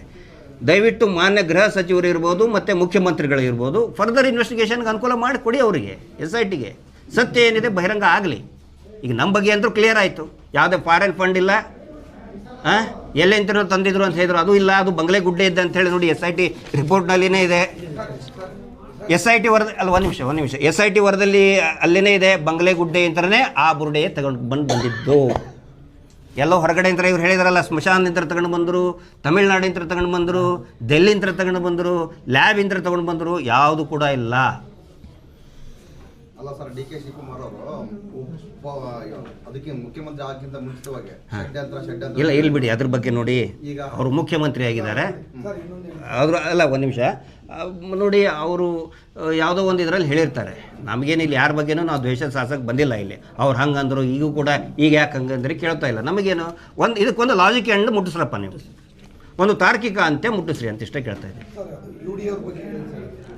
ಮಂಡಲ ಪಂಚಾಯತಿ ಇರೋಂಥ ದಾಖಲಾತಿ, ಗ್ರಾಮ ಪಂಚಾಯತಿ 1500 ಡೆಡ್ ಬಾಡಿದು, 1510 ಡೆಡ್ ಬಾಡಿಗಳು, ಡೆಡ್ ಬಾಡಿಯ ದಾಖಲೆಗಳನ್ನು ಪರಿಶೀಲನೆ ಮಾಡಿದ್ದು ಭಾಳ ಇದೆ. ಅದೆಲ್ಲ ಸರ್ಟಿಫೈಡ್ ಕಾಪಿ ಸಿಕ್ಕ ಮೇಲೆ ತಮ್ಮ ಗಮನಕ್ಕೆ ತೊಗೊಂಡು ಬರ್ತೀನಿ. ಭಾಳ ಪ್ರತಿ 2 ದಿನಕ್ಕೆ ಒಂದು ಹೆಣ ಬಿದ್ದಿದೆ ಸರ್. ಎವ್ರಿ 2 days ಒಂದು ಡೆಡ್ ಬಾಡಿ ಸಿಕ್ಕಿದೆ ಅಲ್ಲಿ. ಪ್ರತಿ 2 ದಿನಕ್ಕೆ ಒಂದು dead body from the last 12 years. ಏನೂ ಇಲ್ಲವೇ ಇಲ್ಲ. ತಮ್ಮೆಲ್ಲರ ಸಹಕಾರ ಇರಿ ಸರ್. ಅದಕ್ಕೆ ನಾನು ಹೇಳೋದು, ಒನ್ಸ್ ಅಗೇನ್ ಹೇಳ್ತೇನೆ, ದಯವಿಟ್ಟು ಯಾವುದೋ ಒಂದು ನ್ಯಾರೇಷನ್ಸ್ ಮೇಲೆ ಹೋಗಬೇಡಿ. ಬರೀ ಪುರುಷರದ್ದೇ ಅಂತೇಳಿ ಇದರಲ್ಲಿ ಇದೆ. ಮಹಿಳೆ ಇದ್ದಂತ ಇಲ್ಲೇ ತೋರಿಸ್ಬಿಡ್ಲಾ ನಿಮಗೆ? ಯಾಕೆ ಮುಚ್ಚುಮರೆ ನೋಡಿ, ಇಲ್ಲಿ item number 12, item number 12 female, sex 1 unknown female unidentified. FSL ಅವ್ರು ಕೊಟ್ಟಿದ್ದಿದ್ದನ್ನು. ಅದಕ್ಕೆ ದಯವಿಟ್ಟು ನ್ಯಾರೇಷನ್ಸ್ ಮೇಲೆ ಹೋಗಬೇಡಿ. ಯಾರೋ ಒಬ್ಬರು ಹೇಳ್ತಾರೆ ಹಂಗಂತೆ ಹಿಂಗಂತೆ ಅಂತೆಕಂತೆ ಆಗಬಾರ್ದು. ಟ್ರಾನ್ಸ್ಪರೆಂಟಾಗಿ ಒಂದು ವರದಿ ಅಂತ ಇರಲಿ, ಜನರಿಗೆ ಒಂದು ಜಾಗೃತಿ ಅಂತ ಮೂಡಲಿ. ಸರ್, ಒಂದು ಸ್ಮಶಾನ ಇಲ್ಲದಿದ್ದರೆ ಊರಲ್ಲಿ ಇದು ದಫನ್ ಮಾಡ್ಬೋದಾ ಸರ್? ಮಾಡೋಕ್ಕೆ ಬರಲ್ಲ ರೀ. ಎಲ್ಲವೂ ಕೂಡ ಅವತ್ತಿಂದ ಅವತ್ತೇ ದಫನ್ ಮಾಡೋಕ್ಕೆ ಸಾಧ್ಯನೇ ಇಲ್ಲ. It is highly impossible. ಅಲ್ಲ ಸರ್, ಉಗ್ರಪ್ಪ ವರದಿಯನ್ನು ಮುಚ್ಚೋಯ್ತಲ್ಲ, ಅದೇ ಥರ ಮುಚ್ಚೋಗುತ್ತೆ ಸರ್? ಅಲ್ಲ, ಅದಕ್ಕೆ ನಾನು ಇಷ್ಟೆಲ್ಲ ನಾವು ಇದು ಮಾಡ್ತಾ ಇರೋದು. ಎಲ್ಲ ಕಡೆ ಪ್ರವಾಸ ಮಾಡಿ ಹೋರಾಟಗಳು.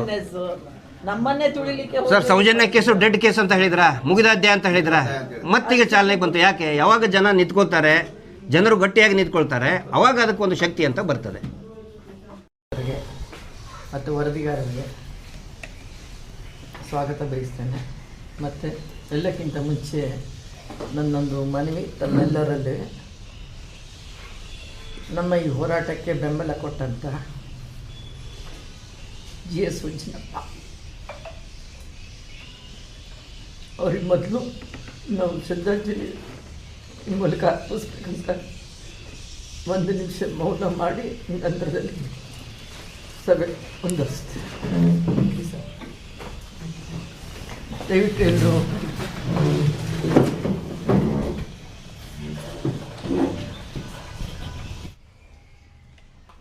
GS ಉಜ್ಜನಪ್ಪನವರು ನಮ್ಮ ಹಿರಿಯ ಪತ್ರಕರ್ತರು, ಚಿಂತಕರು, ಸಮಾಜ ಸುಧಾರಕರು ಮತ್ತು ಎಲ್ಲಕ್ಕಿಂತ ಹೆಚ್ಚಾಗಿ ದೊಡ್ಡ ಸಾಹಿತಿನೂ ಹೌದು. ಟೈಮ್ಸ್ ಆಫ್ ಇಂಡಿಯಾ ವರದಿಗಾರರಾಗಿದ್ದರು. ಅವರು ನಮ್ಮ ಸೌಜನ್ಯ ಹೋರಾಟಕ್ಕೆ ಪ್ರತಿ ಹಂತದಲ್ಲೂ ನನಗೆ ಮಾರ್ಗದರ್ಶಕರಾಗಿ ನನಗೆ ಬೆಂಬಲ ಕೊಟ್ಕೊಂಡು, ನಮ್ಮ ಜೊತೆ ಎಲ್ಲ ಒಂದು ಸ್ಟ್ರೈಕಿಗೆ ಭಾಗವಹಿಸ್ಕೊಂಡು ನಮ್ಮ ಜೊತೆ ಇದ್ದಂಥ ಉಜ್ಜನಪ್ಪ ಸರು 1-2 ತಿಂಗಳ ಹಿಂದೆ ವಿಧಿವಶರಾದರು. ಅವರ ಆತ್ಮಕ್ಕೆ ಶಾಂತಿ ಸಿಗಲಿ ಅಂತ ಹೇಳ್ತಾ ಇವತ್ತಿನ ಸಭೆನ ಮುಂದುವರಿಸ್ತೇನೆ. ಸೌಜನ್ಯ ಹೋರಾಟಗಾರರಿಗೆ ಒಂದಾದಂಥ ನಮ್ಮ ಎಲ್ಲ ಹೋರಾಟಕ್ಕೆ ಮುಂಚೂಣಿಯಲ್ಲಿರುವಂಥ ನಮ್ಮ ಹಿರಿಯರಾದಂಥ ನಮ್ಮ ಮಹೇಶಣ್ಣ ಅವ್ರಿಗೆ ನಾನು ಈ ಮೂಲಕ ಅವರ ಅನುಪಸ್ಥಿತಿಯಲ್ಲಿ ಅವ್ರಿಗೆ ನಮಸ್ಕರಿಸುತ್ತಾ, ಮತ್ತು ಈ ಒಂದು ಹೋರಾಟದಲ್ಲಿ ತಮ್ಮನ್ನೇ ತಾವು ತೊಡಗಿಸ್ಕೊಂಡು ಹೋರಾಟಕ್ಕೆ ಕಾನೂನುಬದ್ಧವಾಗಿ ಯಾವ ರೀತಿ ತಗೊಂಡು ಹೋಗಬೇಕು ಅನ್ನೋ ರೀತಿಯಲ್ಲಿ ತಮ್ಮನ್ನೇ ತಾವು ಸಮರ್ಪಿಸಿಕೊಳ್ಳುವಂಥ ಗಿರೀಶ್ ಮಟ್ಟಣ್ಣವರ್ ಸರ್ ಇದ್ದಾರೆ. ಅವ್ರಿಗೆ ಸ್ವಾಗತ ಬಯಸ್ತೇನೆ. ಮತ್ತು ಹಾಗೆ ನಮ್ಮ ಮೈಸೂರಿನಿಂದ ಬಂದಂಥ ಪ್ರಕಾಶ್ ಸರ್ ಅವ್ರಿಗೆ, ಮತ್ತು ಯೂಟ್ಯೂಬರ್ ಆದಂಥ ನಮ್ಮ ಅಭಿಷೇಕ್ ಸರ್ ತಮಗೂ, ಮತ್ತು ನಮ್ಮ ಇನ್ನೊಬ್ಬರು ಸರ್ ಬಂದಿದ್ದಾರೆ ತನುಷ್ ಅವ್ರಿಗೆ, ಮತ್ತು ವೀರೇಶು ತಿಪ್ಪೇಸ್ವಾಮಿ ಅವರು, ಮತ್ತು ನಮ್ಮ ತಮ್ಮ ಹೆಸರು ಸರ್ ನಾನು ಮರ್ತೆ, ಮಲ್ಲೇಶ್ ಅವ್ರಿಗೆ, ಎಲ್ಲರಿಗೂ ನಾನು ನಮ್ಮ ಚಿತ್ರದುರ್ಗ ಜನತೆಯ ಪರವಾಗಿ ನಿಮಗೆ ಸ್ವಾಗತ ಬಯಸ್ತೇನೆ. ಹಾಗೆಯೇ ನಮ್ಮ ಪತ್ರಿಕೋದ್ಯಮ ಮಿತ್ರರು ಮತ್ತು ಪತ್ರಿಕೆಯ ಎಲ್ಲ ಒಂದು ವರದಿಗಾರರಿಗೆ ನಾನು ನಮಸ್ಕರಿಸುತ್ತಾ ಇವತ್ತು ನಾನು ಮೀಟಿಂಗ್ ಕರೆದಿರೋ ಉದ್ದೇಶ, ಪ್ರೆಸ್ ಮೀಟ್ ಕರೆದಿರೋ ಉದ್ದೇಶ, ನನ್ನ ಮೇಲೆ ಚಿನ್ನಯ್ಯ ಅನ್ನೋ ವ್ಯಕ್ತಿ ಸೌಜನ್ಯ ಕೇಸಲ್ಲಿ ಆತ ತಾನೇ ಬಂದು ಸರೆಂಡರ್ ಆಗಿ ಆರೋಪಿ ಅಂತ ಹೇಳಿಕೊಂಡು ನಾನು ಕಣ್ಣಾರೆ ಕಂಡಿದ್ದೀನಿ ಅಂಥೇಳಿ ಪೊಲೀಸ್ ಇಲಾಖೆಗೆ ತನ್ನನ್ನೇ ತಾನು SITಯಲ್ಲಿ ಸರೆಂಡರ್ ಆದಂಥ ವ್ಯಕ್ತಿ ನನ್ನ ಮೇಲೆ ಆರೋಪ ಮಾಡಿ 200 ಕೋಟಿ ಹಗರಣ ನಾನು ಫಂಡಿಂಗ್ ಮಾಡಿದ್ದೀನಿ ಅಂತ ಹೇಳಿ ಅದು ಯಾರು 5 ಜನರ ಮೇಲೆ ಆರೋಪ ಮಾಡಿದರು. ಮೊದಲನೇದಾಗಿ ಮಹೇಶಣ್ಣ, ಗಿರೀಶ್ ಮಟ್ಟಣ್ಣನವರ್, ಮತ್ತು ಜಯಂತ್ ಟಿ ಹಾಗೂ ವಿಠ್ಠಲ್ ಗೌಡ, ದೆನ್ ಪ್ರಕಾಶ್ ರೈ, ರಮಾ ನಾಗರಾಜ್. ನಾನು ಇಲ್ಲಿ ಧರ್ಮಸ್ಥಳದ ಒಂದು ಸಂಘದ ಒಂದು ಕೆಲಸಕ್ಕೆ ನಾನು ಮಾಡಿದ್ದ ಕೆಲಸಕ್ಕೆ ಇವರೆಲ್ಲ ಬಿಟ್ಟರು, ಎಲ್ಲ 5 ಜನರನ್ನು ಟಾರ್ಗೆಟ್ ಮಾಡಿಕೊಂಡು ಏನೂ ಇಲ್ಲ, ಸುಖ ಸುಮ್ಮನೆ ಅವರು ತಮ್ಮ ಒಂದು ಬೇಳೆಕಾಳು ಬೇಯಿಸ್ಕೊಳ್ಳಿಕ್ಕೆ ಯಾರ್ಯಾರು ಹೋರಾಟಗಾರರಿದ್ದಾರೆ ಎಲ್ಲರ ಮೇಲೆ ಒಂದು ಅಲಿಗೇಷನ್ ಮಾಡೋದು, ಇದು ಮಾಡ್ಕೊಂಡು ಬಂದರು. ಅದೇ ರೀತಿ 5 ಜನದ ಮೇಲೆ ಅಲಿಗೇಷನ್ ಮಾಡಿ ನಾನು ನನ್ನ ಒಂದು ಅಕೌಂಟಿಂದ ಏನು ಅವರ ಹೆಂಡತಿ ಅಕೌಂಟಿಗೆ ದುಡ್ಡು ಹಾಕಿದ್ದೀನಿ ಅಂತೇಳಿ ಆರೋಪ ಮಾಡಿದರು. ಅದು ಮಾಧ್ಯಮದಲ್ಲೆಲ್ಲ ಬಂತು.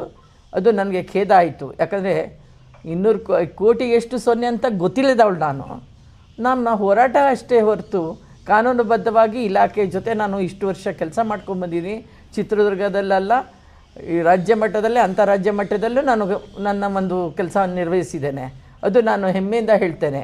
ಆದರೆ ಎಲ್ಲೇ ಆದ್ರೂ ನಾವು ಇಂಥಕ್ಕೆ ಧರ್ಮಸ್ಥಳಕ್ಕೆ ಅಪಪ್ರಚಾರ ಬರುತ್ತೆ ಅಂದರೆ, ಧರ್ಮಸ್ಥಳ ಅದು ಊರು ಸ್ವಾಮಿ, ಅದು ಧರ್ಮಸ್ಥಳ ಕ್ಷೇತ್ರದ ಬಗ್ಗೆ ಯಾರು ಮಾತಾಡೋ ಹಕ್ಕಿಲ್ಲ, ಅವ್ರಿಗೂ ಇಲ್ಲ, ನನಗೂ ಇಲ್ಲ, ಮತ್ತೊಬ್ಬರಿಗೂ ಇಲ್ಲ. ನಾವು ಅದ್ರ ಬಗ್ಗೆ ನಾವು ಯಾರೂ ಮಾತಾಡ್ತಾ ಇಲ್ಲ. ಅದನ್ನು ಎಲ್ಲರೂ ಅರ್ಥ ಮಾಡ್ಕೊಳ್ಬೇಕು. ಅದು ನಾವು ಧರ್ಮಸ್ಥಳ ಅದು ನೇಮ್ ಆಫ್ ದ ಪ್ಲೇಸ್ ಅಷ್ಟೇ. ಆ ನೇಮ್ ಆಫ್ ದ ಪ್ಲೇಸ್ನ ನಾನು ಚಿತ್ರದುರ್ಗ ಅಂದೆ ನಾನು ಬೇರೆ ಊರು ಅನ್ನೋಕ್ಕಾಗತ್ತಾ? ಇಲ್ಲ. ಸೊ ಹಾಗೆ ನಾವು ಧರ್ಮಸ್ಥಳನ ಅದು ಒಂದು ಊರು ಅಷ್ಟೇ, ಅದು ಬಿಟ್ಟು ಬೇರೆ ಏನಿಲ್ಲ. ಅದನ್ನು ಇವರು ವೈಭೀಕರಿಸಿ ಅದನ್ನು ಕ್ಷೇತ್ರಕ್ಕೆ ಅಗೌರವ ತೋರಿಸ್ತಾರೆ ಅಂತ ಹೇಳಿ ಅದಕ್ಕೆ ನಾನು ಫಂಡಿಂಗ್ ಕೊಡ್ತಿದ್ದೀನಿ 200 ಕೋಟಿ ಅಂತ ಹೇಳ್ತಾರೆ. ನನಗೆ ಸ್ವಾಮಿ, ನನಗೆ 200 ಕೋಟಿ ಅಲ್ಲ, ಕೋಟಿಗೆ ಎಷ್ಟು ಸೊನ್ನೆ ಅನ್ನೋದೇ ಗೊತ್ತಿಲ್ಲ. ಅಂಥದ್ರಲ್ಲಿ ನನ್ನ ATM ಕಾರ್ಡಿಂದ ದುಡ್ಡು ಹೋಗಿದೆ ಅಂತ ಹೇಳಿ ಅವ್ರ ಹೆಂಡತಿಗೆ ನಾನು ಹಾಕಿದ್ದೀನಿ ಅಂತ ಚಿನ್ನಯ್ಯ ಆರೋಪ ಮಾಡ್ತಾರೆ. ಆರೋಪ ಮಾಡೋದಿರಲಿ, ನಾನು ಕೋರ್ಟಲ್ಲಿ ಅದನ್ನು ಸಾಬೀತುಪಡಿಸ್ತೀನಿ ಅಂತ ಹೇಳಿದವರು. ನಾನು ಅವರು ಇದಕ್ಕೆ ನಾನು ನಿಮಗೆ ಪ್ರತಿಕ್ರಿಯೆ ಕೊಟ್ಟಿದ್ದೆ. ಯಾಕಂದರೆ ಇದು ಸುಳ್ಳು ಆರೋಪ, ನಾನೇನು ಮಾಡಿಲ್ಲ, ನಾನು ಯಾರಿಗೂ ಹೆದರೋ ಅವಶ್ಯಕತೆ ಇಲ್ಲ. ನಾನು ಸರಿ ಇದ್ದಾಗ ನಾನು ಇನ್ನೊಬ್ರಿಗೆ ಹೆದರೋ ಅವಶ್ಯಕತೆ ಇಲ್ಲ. ಆಮೇಲೆ ಇದು ಆಗಲಿಕ್ಕೆ ಇನ್ನೂ ಒಂದು ಮುಖ್ಯ ಕಾರಣ ಏನಂದರೆ SKRDPದು ನಾನು ನಿರಂತರವಾಗಿ ಹೋರಾಟ ಮಾಡ್ತಾಯಿದ್ದೀನಿ. ಅದು ಯಾಕೆ ಅಂದರೆ ಅದು ಅವರು against to the RBI rules and regulations they are going. ಆಮೇಲೆ ನಮ್ಮ ಹೆಣ್ಣುಮಕ್ಕಳನ್ನ ಬೀದಿಗೆ ತಂದು ಗ್ರಾಮಾಭಿವೃದ್ಧಿ ಸಂಘ ಅಂತ ಹೇಳಿ ಮಾಡಿ, ಆ ಗ್ರಾಮಾಭಿವೃದ್ಧಿ ಸಂಘದಿಂದ ನಮ್ಮ ಹೆಣ್ಣುಮಕ್ಕಳು ಬೀದಿಗೆ ಬಂದಿದ್ದಾರೆ. ಇಲ್ಲಿ ಬಿಟ್ಬಿಡಿ, ಸಿಟಿಲಲ್ಲ, ಹಳ್ಳಿಗಳಲ್ಲಿ ರಿಮೋಟ್ ಏರಿಯಾದಲ್ಲಿ ಎಷ್ಟು ಮಾನ ಇಚ್ಛೆ ಮಾತಾಡಿ ಅವ್ರಿಗೆ ತೇಜೋವಧೆ ಮಾಡಿ ಅವ್ರಿಗೆ ಅಗೌರವವಾಗಿ ನಡ್ಕೊಳ್ಳೋವಂಥ ಈ SKRDP ಆಫೀಸರ್ಸ್ ಏನಂತ ಮಾಡ್ಕೊಂಡಿದ್ದಾರೆ ಅವ್ರುಗಳು ಮಾಡಿ ನಮ್ಮ ಹೆಣ್ಮಕ್ಳು ಇವತ್ತು ಬೀದಿಗೆ ಬಂದು they are going for the ಪ್ರಾಸ್ಟಿಟ್ಯೂಷನ್ಗೆ ಹೋಗ್ತಿದ್ದಾರೆ. ಅದು ಒಂದು ನಮಗೆ ಕಳವಳ. ಯಾಕಂದರೆ ಒಂದು ಹೆಣ್ಣು ತನ್ನದೇ ಒಂದು ಮರ್ಯಾದೆ ಬದುಕು ಜೀವನ ಮಾಡುವಂಥ ಮಹಿಳೆಯರು ಇವತ್ತು ಈ ಮಟ್ಟಕ್ಕೆ ಹೋಗ್ತಾರೆ ಅಂದರೆ ಅಸಹಾಯಕತೆ. Economically they are backward, economically they are helpless. ಅದೆಲ್ಲವನ್ನು ಉಪಯೋಗ ತಗೊಂಡು ಇವ್ರುಗಳು ಈ ರೀತಿ ಮಾಡಿದ್ರೆ ಅದು ಸಾಲ ಅವ್ರು ಕೇಳಲ್ಲ, ಇವರೇ ಹೋಗಿ ಕೊಡ್ತಾರೆ. ಕೊಟ್ಟ ಮೇಲೆ ಆ ಸಾಲನ ಹೇಗೆ ರಿಕವರ್ ಮಾಡಬೇಕು? Through bank only they have to know. ಸಾಲ ಕೊಡಬೇಕಾದ್ರೆ ಬ್ಯಾಂಕಿಂದ ಕೊಡ್ತಾರೆ, ರಿಕವರಿ ಮಾಡಬೇಕಾದ್ರೆ ದೇಲ್ ಗೋ ಪರ್ಸ್ನಲಿ. ನಾನು ಹೇಳೋದು, ನಾವು ಲೋನ್ ತೊಗೋತೀವಿ ಎಲ್ಲ ಬ್ಯಾಂಕಲ್ಲಿ, ಆದರೆ ನಾವೇ ಹೋಗಿ ಕಟ್ತೀವಿ, ಯಾರು ಬ್ಯಾಂಕ್ನವ್ರು ಬರಲ್ಲ. Why this SKRDP? ಯಾಕೆ ನಾವು ಕ್ವಶನ್ ಮಾಡಬಾರ್ದಾ? ನಾವು ಕ್ವಶನ್ ಮಾಡಿದ್ರೆ ಅವರು ನಮ್ಮ ಮೇಲೆ ಇಲ್ಲಿ ಹಿರಿಯೂರಿನಲ್ಲಿ ಒಂದು FIR ಮಾಡಿಸಿದ್ದೀನಿ. ಮತ್ತು ಅನ್ಯಾಯಕ್ಕೊಳಗಾದಂಥ ಒಬ್ಬ ಮಹಿಳೆಗೆ ನಾನು ನ್ಯಾಯ ಕೊಡಿಸ್ಲಿಕ್ಕೆ ಅಂತ ದಾವಣಗೆರೆ ಹೋದರೆ ನನ್ನ ಮೇಲೆ ಅಟ್ಯಾಕ್ ಮಾಡ್ತಾರೆ. ಎಷ್ಟು ಜನ ರೀ? 50 ಜನ ಅಟ್ಯಾಕ್ ಮಾಡ್ತಾರೆ. ಏನು ರೀ ಕಾನೂನಲ್ಲಿ ಇವ್ರಿಗಷ್ಟೇನಾ ರೈಟ್ಸು? ನಮಗೆ ಇಲ್ವಾ? ನಾವು ಒಬ್ಬ ಹೆಣ್ಮಗಳು, ಅದು ವಿಧವಾ ಹೆಣ್ಮಗಳು, ಅಸಹಾಯಕ ಮಹಿಳೆ, ಆಕೆ ತನ್ನ 20 ವರ್ಷದಿಂದ ಕಟ್ಟಿದ್ದ ಒಂದು ಉಳಿತಾಯದ ಹಣ ಎಷ್ಟು ಅಂತ ಕೇಳಿದ್ರೆ ತಪ್ಪ? ಅದನ್ನು ನಾವು ಕೇಳಲಿಕ್ಕೆ ಹೋದರೆ ನನ್ನ ಮೇಲೆ ಜೈಂಟ್ ಟಿ ಅವ್ರ ಮೇಲೆ ಅಟ್ಯಾಕ್ ಮಾಡಿಸಿದ್ರು. ನಾನು ಅಲ್ಲಿ ಒಂದು FIR ಮಾಡಿಸಿದ್ದೀನಿ. ಅದನ್ನು ಮೊನ್ನೆ ಏನು ಮಾಡ್ತಾರೆ, 1.5 ತಿಂಗಳ ಹಿಂದೆ ಅದನ್ನು B ರಿಪೋರ್ಟ್ ಹಾಕ್ತಾರೆ ಸರ್ಕಲ್ ಇನ್ಸ್ಪೆಕ್ಟ್ರು.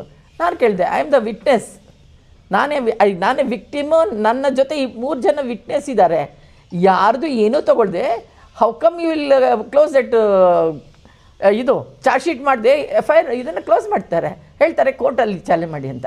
ಕೊನೆಗೆ I brought notice to the IG and SP ಅವ್ರಿಗೆ ತಂದು ಇದನ್ನು ಮತ್ತೆ ರೀಓಪನ್ ಮಾಡಿಸಿ ಚಾರ್ಜ್ ಶೀಟ್ಗೆ ರೆಡಿ ಮಾಡ್ತಾಯಿದ್ದೀನಿ.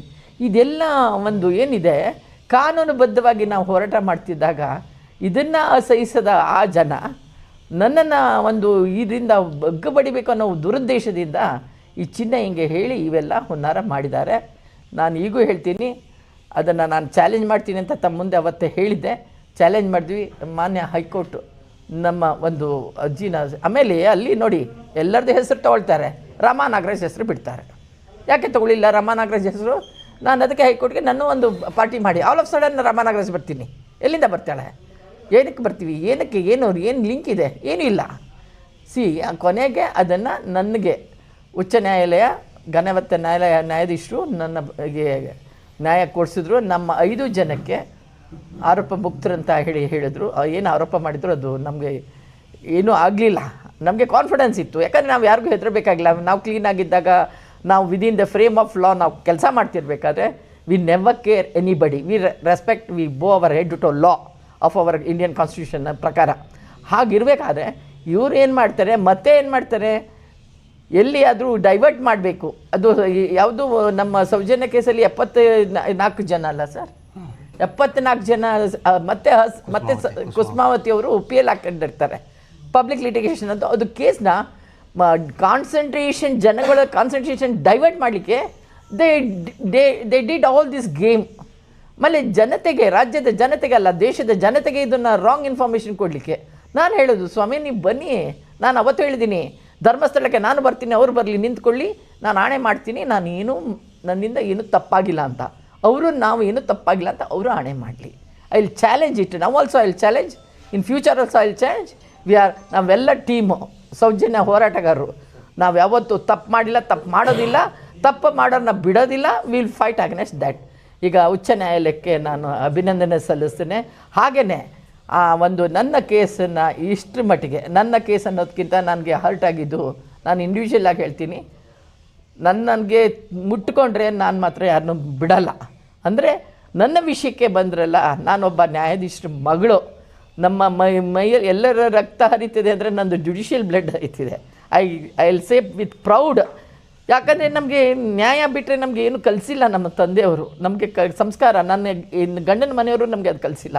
ಅದು ಆಲ್ ಆಫ್ ಸಡನ್ ಹಿಂಗೆ ಹೇಳಿಬಿಟ್ರಲ್ಲ, ಎಷ್ಟು ಬೇಜಾರಾಗತ್ತೆ. ಒಂದು ಹೆಣ್ಣು, ಒಂದು ಹೋರಾಟ ಮಾಡುವಂಥ ಹೆಣ್ಣು ಹಿಂದಕ್ಕೆ ಸರಿಬೇಕು ಅಂತ.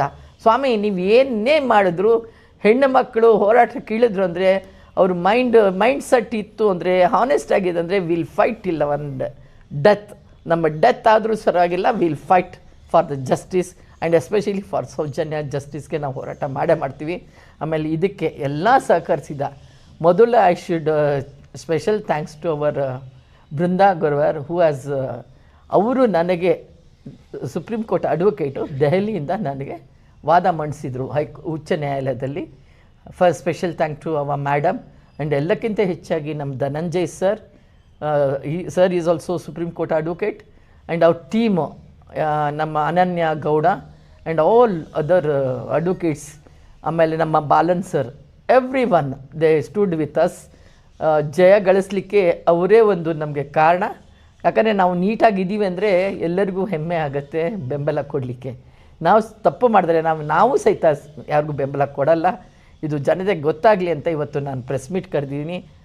ದಯವಿಟ್ಟು ಇದನ್ನು ಯಥಾವತ್ತಾಗಿ ನಾನು ಏನು ಹೇಳಿದ್ದೀನಿ ಅದನ್ನೇ ನೀವು ಟೆಲಿಕಾಸ್ಟ್ ಮಾಡ್ತೀರಂತ ನಾನು ಭಾವಿಸ್ತೀನಿ. ನಿಮ್ಮೆಲ್ಲರಿಗೂ ಒಳ್ಳೆಯದಾಗಲಿ. ಚಿತ್ರದುರ್ಗದ ನಮ್ಮ ಎಲ್ಲ ಮಾಧ್ಯಮ ಮಿತ್ರರಿಗೆ ಇಷ್ಟು ಸಂಖ್ಯೆಯಲ್ಲಿ ಬಂದಿದ್ದೀರಿ, ತಮ್ಮೆಲ್ಲರಿಗೂ ಕೂಡ ವಂದನೆ, ಧನ್ಯವಾದಗಳನ್ನು ಹೇಳ್ತಾ, ಶ್ರೀಯುತ GS ಉಜನಪ್ಪ ಸರ್ ಟೈಮ್ಸ್ ಆಫ್ ಇಂಡಿಯಾದ ಹಿರಿಯ ಪತ್ರಕರ್ತರಾಗಿದ್ದರು ಮತ್ತು ಅನೇಕ ಬಾರಿ ರಮಾ ನಾಗರಾಜ್ ಮೇಡಮ್ ಕೂಡ ಹಿರಿಯ ಹೋರಾಟಗಾರ್ತಿ. ಅವ್ರು ಹೇಳ್ತಾಯಿದ್ರು ಉಜನಪ್ಪ ಅವ್ರ ಬಗ್ಗೆ ಮತ್ತು ಹಿರಿಯ ಪತ್ರಕರ್ತರ ಬಗ್ಗೆ. ನಾನು ಕೂಡ ಸಾಮಾಜಿಕ ಜೀವನ ಪ್ರಾರಂಭ ಮಾಡಿದಾಗ ಅವರೆಲ್ಲ ಹಳೆ ತಲೆಮಾರಿನ ಪತ್ರಕರ್ತರು. ಅವರು ನಮಗೆ ಬುದ್ಧಿ ಹೇಳ್ತಾಯಿದ್ರು. ನಾನು ಪೊಲೀಸ್ ಡಿಪಾರ್ಟ್ಮೆಂಟ್ ಜಾಯ್ನ್ ಆಗೋಕ್ಕಿಂತ ಮುಂಚೆನೇ ಇನ್ನೊಬ್ಬರು ಟೈಮ್ಸ್ ಆಫ್ ಇಂಡಿಯಾದ ಜಮಖಂಡಿ ಅಂತಿದ್ದಾರೆ ನಮ್ಮ ಧಾರವಾಡದಲ್ಲಿ, ಹಳೆ ತಲೆಮಾರಿನ ಪತ್ರಕರ್ತರು. ನಾವು ತಪ್ಪು ಮಾಡಿದರೆ ತಿದ್ದಿ ಹೇಳ್ತಾಯಿದ್ರು, ಆ ರೈಟ್ಸ್ ಅವ್ರಿಗಿತ್ತು. ಸೊ ಇವರು ಕೂಡ ಅದೇ ರೀತಿ ಒಂದು ಮಾರ್ಗದರ್ಶನ ಮಾಡ್ತಾಯಿದ್ರು. ಅವರಿಗಿಲ್ಲ, ಅವರಿಗೆ ಶ್ರದ್ಧಾಂಜಲಿಯನ್ನು ಅರ್ಪಿಸ್ತಾ, ಹಿರಿಯ ಹೋರಾಟಗಾರ್ತಿ ರಮಾ ನಾಗರಾಜ್ ಮೇಡಮು ಮೊದಲೇ ಮಂಡ್ಯದ ಗೌಡ್ತಿ ಬಂದು ಅವರು ಕೆಲಸ ಮಾಡೋದು ಒನಕೆ ಓಬವ್ವನ ಊರಿನಲ್ಲಿ, ಆ ಮಣ್ಣಿನಲ್ಲಿ. ಮೇಲಾಗಿ ಒಬ್ಬ ಪ್ರಾಮಾಣಿಕತೆಯನ್ನು ಮೆರೆದಂತಹ ನ್ಯಾಯಾಧೀಶರ ಮಗಳು. ಇನ್ನು ಸ್ವಾಭಿಮಾನಕ್ಕೆ ಪೆಟ್ಟು ಬಿದ್ದರೆ ಸುಮ್ಮನೆ ಕೂತ್ಕೊಳ್ತಾರಾ? ನಮಗೆ ಅನಿಸ್ಕೊಂಡು ರೂಢ ಆಗಿಬಿಟ್ಟಿದೆ. ಬೈಸ್ಕೊಂಡು, ಅವಮಾನ ಮಾಡಿಸ್ಕೊಂಡು, ಕೆಟ್ಟದಾಗಿ ಟ್ರೋಲ್ ಮಾಡಿಸ್ಕೊಂಡು, ಕಮೆಂಟಲ್ಲಿ ಅಮ್ಮ ಅಕ್ಕ ಅಂತ ಬೈಸ್ಕೊಂಡು ರೂಢ ಆಗಿಬಿಟ್ಟಿದೆ. ಪಾಪ ಅವ್ರಿಗೆ ಎಷ್ಟೋ ಅವತ್ತಿನ ದಿನ ಹತ್ತಿದ್ದಾರೆ ಫೋನ್ ಮಾಡಿ ಅಂತ ಹೇಳಿದರೆ, ಇಲ್ಲಿ ದಾವಣಗೆರೆಯಲ್ಲಿ ಅಕ್ರಮ ಮೀಟರ್ ಬಡ್ಡಿ ದಂಧೆ, ಮಂಜುನಾಥ ಸ್ವಾಮಿ ಹೆಸರ ಫೋಟೋನ ಮುಂದಿಟ್ಟುಕೊಂಡು ಇಡೀ ರಾಜ್ಯಾದ್ಯಂತ ಏನು ನಡೀತಾ ಇದೆ ಅದರ ವಿರುದ್ಧ ನಾವು ಕೂಡ ಹೋಗಿದ್ವಿ. ಅಲ್ಲಿ ರಮಾ ನಾಗರಾಜ್ ಮೇಡಮ್ ಅವರು ಮುಂಚೂಣಿಯಲ್ಲಿದ್ದಂಥವ್ರು. ಅವ್ರನ್ನೇನಾದರೂ ಮಾನಸಿಕ ಕಿರುಕುಳ ಕೊಡಬೇಕು. ಇಲ್ಲಿ ಏನಾಗ್ತಾ ಇದೆ, ತಮ್ಮೆಲ್ಲರ ಗಮನಕ್ಕೆ, ತಮ್ಮ ಮೂಲಕ ರಾಜ್ಯದ ಜನರ ಗಮನಕ್ಕೆ ತರ್ತಾ ಇದ್ದೀನಿ. ಯಾರಾದರೂ ಪ್ರಶ್ನೆ ಮಾಡಿದರೆ ಅವ್ರು ಹೆಣ್ಮಕ್ಳನ್ನ ಟಾರ್ಗೆಟ್ ಮಾಡ್ತಾರೆ, ಹೆಂಡ್ತಿನ ಟಾರ್ಗೆಟ್ ಮಾಡೋದು, ಮಗಳನ್ನ ಟಾರ್ಗೆಟ್ ಮಾಡೋದು, ಕೆಟ್ಟದಾಗಿ ಮೆಸೇಜ್ ಹಾಕೋದು. ಈಗ ಏನು ಮಾಡಿದರು, ರಮಾ ನಾಗರಾಜ್ ಮೇಡಮ್ ಅವರು ಇರ್ಬೋದು, ಪ್ರಕಾಶ್ ರಾಜ್ ಇರ್ಬೋದು, ಪಿಕ್ಚರಲ್ಲೇ ಇಲ್ಲ. ಯಾಕಂತ ಹೇಳಿದರೆ ಎನ್ಕ್ವೈರಿಯನ್ನು ಫೇಸ್ ಮಾಡಿದ SIT ಎನ್ಕ್ವೈರಿ ಫೇಸ್ ಮಾಡಿದ್ರಲ್ಲಿ ನಾನು ಕೂಡ ಒಬ್ಬನು. ನಂದು ಸ್ಟೇಟ್ಮೆಂಟ್ ಇದೆ, ತಮಗೆ ತೋರಿಸ್ತೀನಿ. ಅಕಸ್ಮಾತ್ ತಮಗೆ ಆಸಕ್ತಿ ಇದ್ದರೆ ರಿಟರ್ನ್ ನನಗೆ ಸರ್ಟಿಫೈಡ್ ಕಾಪಿ ಇದೆ ನನ್ನ ಹತ್ರ. ಎಲ್ಲಿಯೂ ಕೂಡ ರಮಾ ನಾಗರಾಜ್ ಮೇಡಮ್ ಹೆಸರಾಗಲಿ, ಪ್ರಕಾಶ್ ರಾಜ್ ಅವರ ಹೆಸರಾಗಲಿ, ಹಿರಿಯ ನಟ ಅವರು, ಒಬ್ಬ ಹೋರಾಟಗಾರ, ಎಲ್ಲೂ ಕೂಡ ಅವ್ರ ಹೆಸರಿಲ್ಲ. ಯಾವಾಗ ಪ್ರಕಾಶ್ ರಾಜ್ ಅವರು ಕಾಕ್ರೋಚ್ ಜನತಾ ಪಾರ್ಟಿಗೆ ಬೆಂಬಲ ಕೊಟ್ಟು ಒಂದು ದೊಡ್ಡ ಮಟ್ಟದ ಆ ಹೋರಾಟದಲ್ಲಿ ಭಾಗಿಯಾದರು. ಸೊ ಒಂದು ಡಿವಿಷನ್ ಕ್ರಿಯೇಟ್ ಮಾಡಬೇಕಾಗಿತ್ತು ನಮಗೆ ಮತ್ತು ಕೇಂದ್ರ ಸರ್ಕಾರಕ್ಕೆ, CBIಗೆ. ಯಾಕೆ ಅನ್ನೋದನ್ನು ಕೂಡ ನಿಮ್ಗೆ ಹೇಳ್ತಾ ಇದ್ದೀನಿ. ಸೌಜನ್ಯ ಪ್ರಕರಣ ದೆಹಲಿಯಲ್ಲಿದೆ, ಅದಕ್ಕೆ ಅಬ್ಜೆಕ್ಷನ್ ಹಾಕಬೇಕಾಗಿದ್ದು CBI ಅವರು. ಸೊ CBI ಅವರಿಗೆ ಮತ್ತು ನಮಗೆ, ನೋಡಿ ಇವರು ಸೆಂಟ್ರಲ್ ಗೌರ್ಮೆಂಟ್ ವಿರುದ್ಧ ಇದ್ದಾರೆ, ಪ್ರಕಾಶ್ ರಾಜ್ ಇದ್ದಾರೆ, ಪ್ರಕಾಶ್ ರಾಜ್ ಕಾಕ್ರೋಚ್ ಜನತಾ ಪಾರ್ಟಿಗಿದ್ದಾರೆ. ಸೊ ಈ ಥರ ಒಂದು ನ್ಯಾರೇಷನ್ ಬಿಲ್ಡಪ್ ಮಾಡಿ ಸೌಜನ್ಯ ಕೇಸನ್ನು ಮರು ತನಿಖೆ ಆಗಲಾರ್ದಂಗೆ ನೋಡ್ಕೊಳ್ಳೋದು ಇವ್ರದ್ದೊಂದು ದೊಡ್ಡ ಷಡ್ಯಂತ್ರ ಇತ್ತು. ಹೀಗಾಗಿ ಇಲ್ಲೇನು ಮಾಡಿದರು, ಒಂದು ಡೈವರ್ಷನ್. ಮೇಡಮ್ ಹೇಳ್ದಂಗೆ 74 ಮೃತದೇಹಗಳನ್ನು ಅವತ್ತಿಂದ ಅವತ್ತೇ ಹೂತು ಹಾಕಿದಂಥ ಪ್ರಕರಣ ನನ್ನ ಹತ್ರ ಲಿಸ್ಟ್ ಇದೆ. ಒಂದೇ ದಿನ 6 ಹಾಕಿಬಿಟ್ಟಿದ್ದಾರೆ. ಒಂದೇ ದಿನ 6 ಜನ ಸತ್ತೋಗ್ಬಿಡ್ತಾರೆ, ಎಲ್ಲೂ ಸುದ್ದಿ ಆಗಲ್ಲ. ಒಂದೇ ದಿನ 4 ಜನ ಸತ್ತೋಗ್ಬಿಡ್ತಾರೆ, ಒಂದೇ ಜನ ಎಟ್ ದ ಸೇಮ್ ಟೈಮ್. ಎಲ್ಲವುಗಳನ್ನು ಅವತ್ತಿಂದ ಅವತ್ತೇ ಹಾಕಿಬಿಡ್ತಾರೆ. ಸೊ ಆ ಪ್ರಕರಣನೂ ಕೂಡ ಕೋರ್ಟಲ್ಲಿದೆ. ಇವೆಲ್ಲದರ ವಿರುದ್ಧನೂ ಕೂಡ ಏನೋ ಒಂದು ಡೈವರ್ಷನ್. ಈಗ ಹೈವೇಗೆ ಬರಬೇಕಾದ್ರೆ, ಚಿತ್ರದುರ್ಗಕ್ಕೆ ಬರಬೇಕಾದ್ರೆ ಡೈವರ್ಷನ್ ಅಂತಿರ್ತದಲ್ಲ, ಇತ್ತ ಕಡೆ ತಿರುಗಿರಿ, ಹಾಗೆ ಆ ಡೈವರ್ಷನ್ ಮಾಡೋದಕ್ಕೆ ಈ ಒಂದು ಕುತಂತ್ರವನ್ನು ಮಾಡಿದರು. ಬಟ್ ನ್ಯಾಯ ಗೆದ್ದೇ ಗೆಲ್ಲುತ್ತೆ. ಎಷ್ಟೇ ಅಪಪ್ರಚಾರ ಮಾಡಿದರೂ ಕೂಡ ನ್ಯಾಯಕ್ಕೆ ಜಯ ಸಿಕ್ಕೇ ಸಿಗುತ್ತೆ. ನಮಗೆ ನಂಬಿಕೆ ಇದ್ದಿದ್ದು ನ್ಯಾಯಾಲಯದ ಮೇಲೆ. ರಮಾ ನಾಗರಾಜ್ ಮೇಡಮ್ ಅವರು ಇರ್ಬೋದು, ಜಯಂತ್ ಅವರು ಇರ್ಬೋದು, ಧನಂಜಯ್ ಸರು, ವೃಂದಾ ಗ್ರೋವರ್ ಮೇಡಮು ಡೆಲ್ಲಿಂದ ಬಂದರು, ಬಾಲನ್ ಸರು ಎಲ್ಲ ಫೈಟ್ ಮಾಡಿ ಕೋರ್ಟ್ನಲ್ಲಿ ಇದು ಒಂದು ಇನ್ಫ್ರಕ್ಚುಯಸ್, ಫಲ ನೀಡದೇ ಇರುವಂಥ, ಹುರುಳಿಲ್ಲದೆ ಇರುವಂಥ ಅರ್ಜಿ ಅಂತ ಹೇಳಿ ನ್ಯಾಯಾಲಯ ಚೆನ್ನೈ ಹಾಕಿದಂಥ ಏನೊಂದು ರಿಟ್ ಪಿಟಿಷನ್ ಇದೆ, ತಿರಸ್ಕಾರ ಮಾಡಿದೆ. ಕೆಲವೊಂದಿಷ್ಟು ಸ್ವಾರಸ್ಯಕರ ಮಾಹಿತಿಗಳು ನಮಗೇನು ಸಿಕ್ಕಿದೆ ತಮ್ಮ ಮುಂದೆ ಇದೇ ಪ್ರಕರಣಕ್ಕೆ ಸಂಬಂಧಪಟ್ಟಂತೆ. SIT ಅವ್ರಿಗೆ ಏನಂತ ಅಂದರೆ ಒಂದು 3-4 ದಿನದಿಂದ ಒಂದು ನ್ಯಾರೇಷನ್ ಬಿಲ್ಡಪ್ ಆಗ್ತಾಯಿದೆ. ನಾನು ಮಾಧ್ಯಮದವರಿಗೆ ವಿನಂತಿ ಮಾಡ್ಕೊತಾ ಇದ್ದೀನಿ.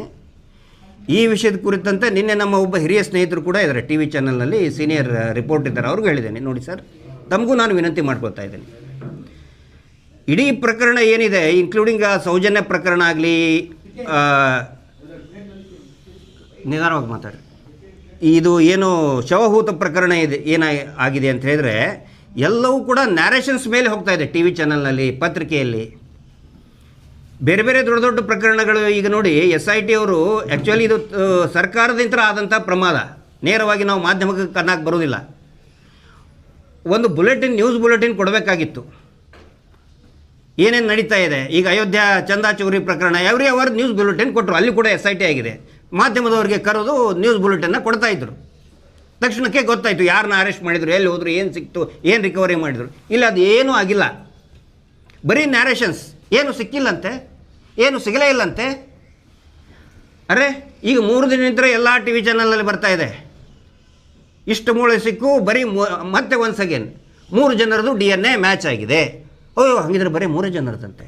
ನಾನು ನಿಮ್ಗೆ ವಿನಂತಿ ಮಾಡ್ಕೋತಾ ಇದ್ದೀನಿ, ದಯವಿಟ್ಟು ನ್ಯಾರೇಷನ್ಸ್ ಮೇಲೆ ಹೋಗಬೇಡಿ. ಸರ್ಟಿಫೈಡ್ ಕಾಪಿ ಸಿಕ್ಕ ಮೇಲೆ ಮುಂಚೆ ಕೊಟ್ಟಂಥ ಸರ್ಟಿಫೈಡ್ ಕಾಪಿ ನಮ್ಮ ಕಡೆ ಇದೆ. ಬರೀ ಪುರುಷರದ್ದೇ ಅಂತೆ. ಹಾಗಿದ್ರೆ ಪುರುಷರ ಗಂಡು ಮಕ್ಕಳಿಗೆ ಜೀವಕ್ಕೇನು ಬೆಲೆ ಇಲ್ಲನು?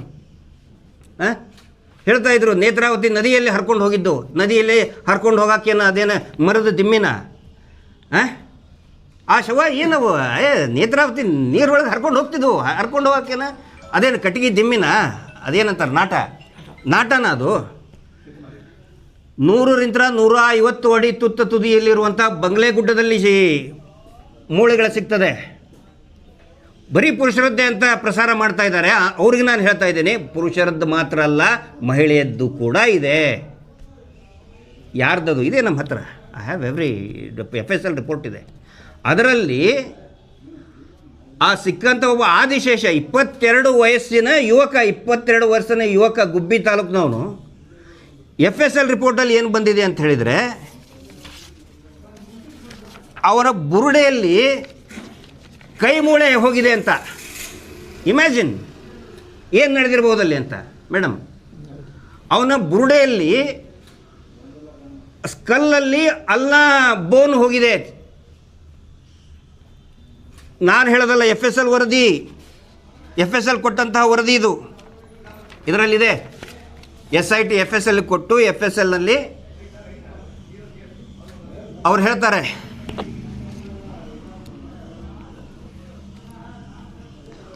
Inserted in the skull. ಅಂತ ಹೇಳಿದರೆ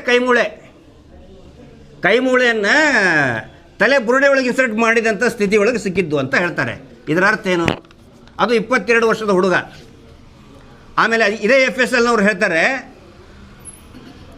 ಅವನಿಗೆ ಏನು ಹಿ ಡೈಡ್ ಬೈ ವೈಲೆನ್ಸ್ ಅಂತ. ಕೊಲೆ ಅಲ್ವಾ? ನಾನು ಹೇಳ್ತಾ ಇಲ್ಲ, ಇದನ್ನು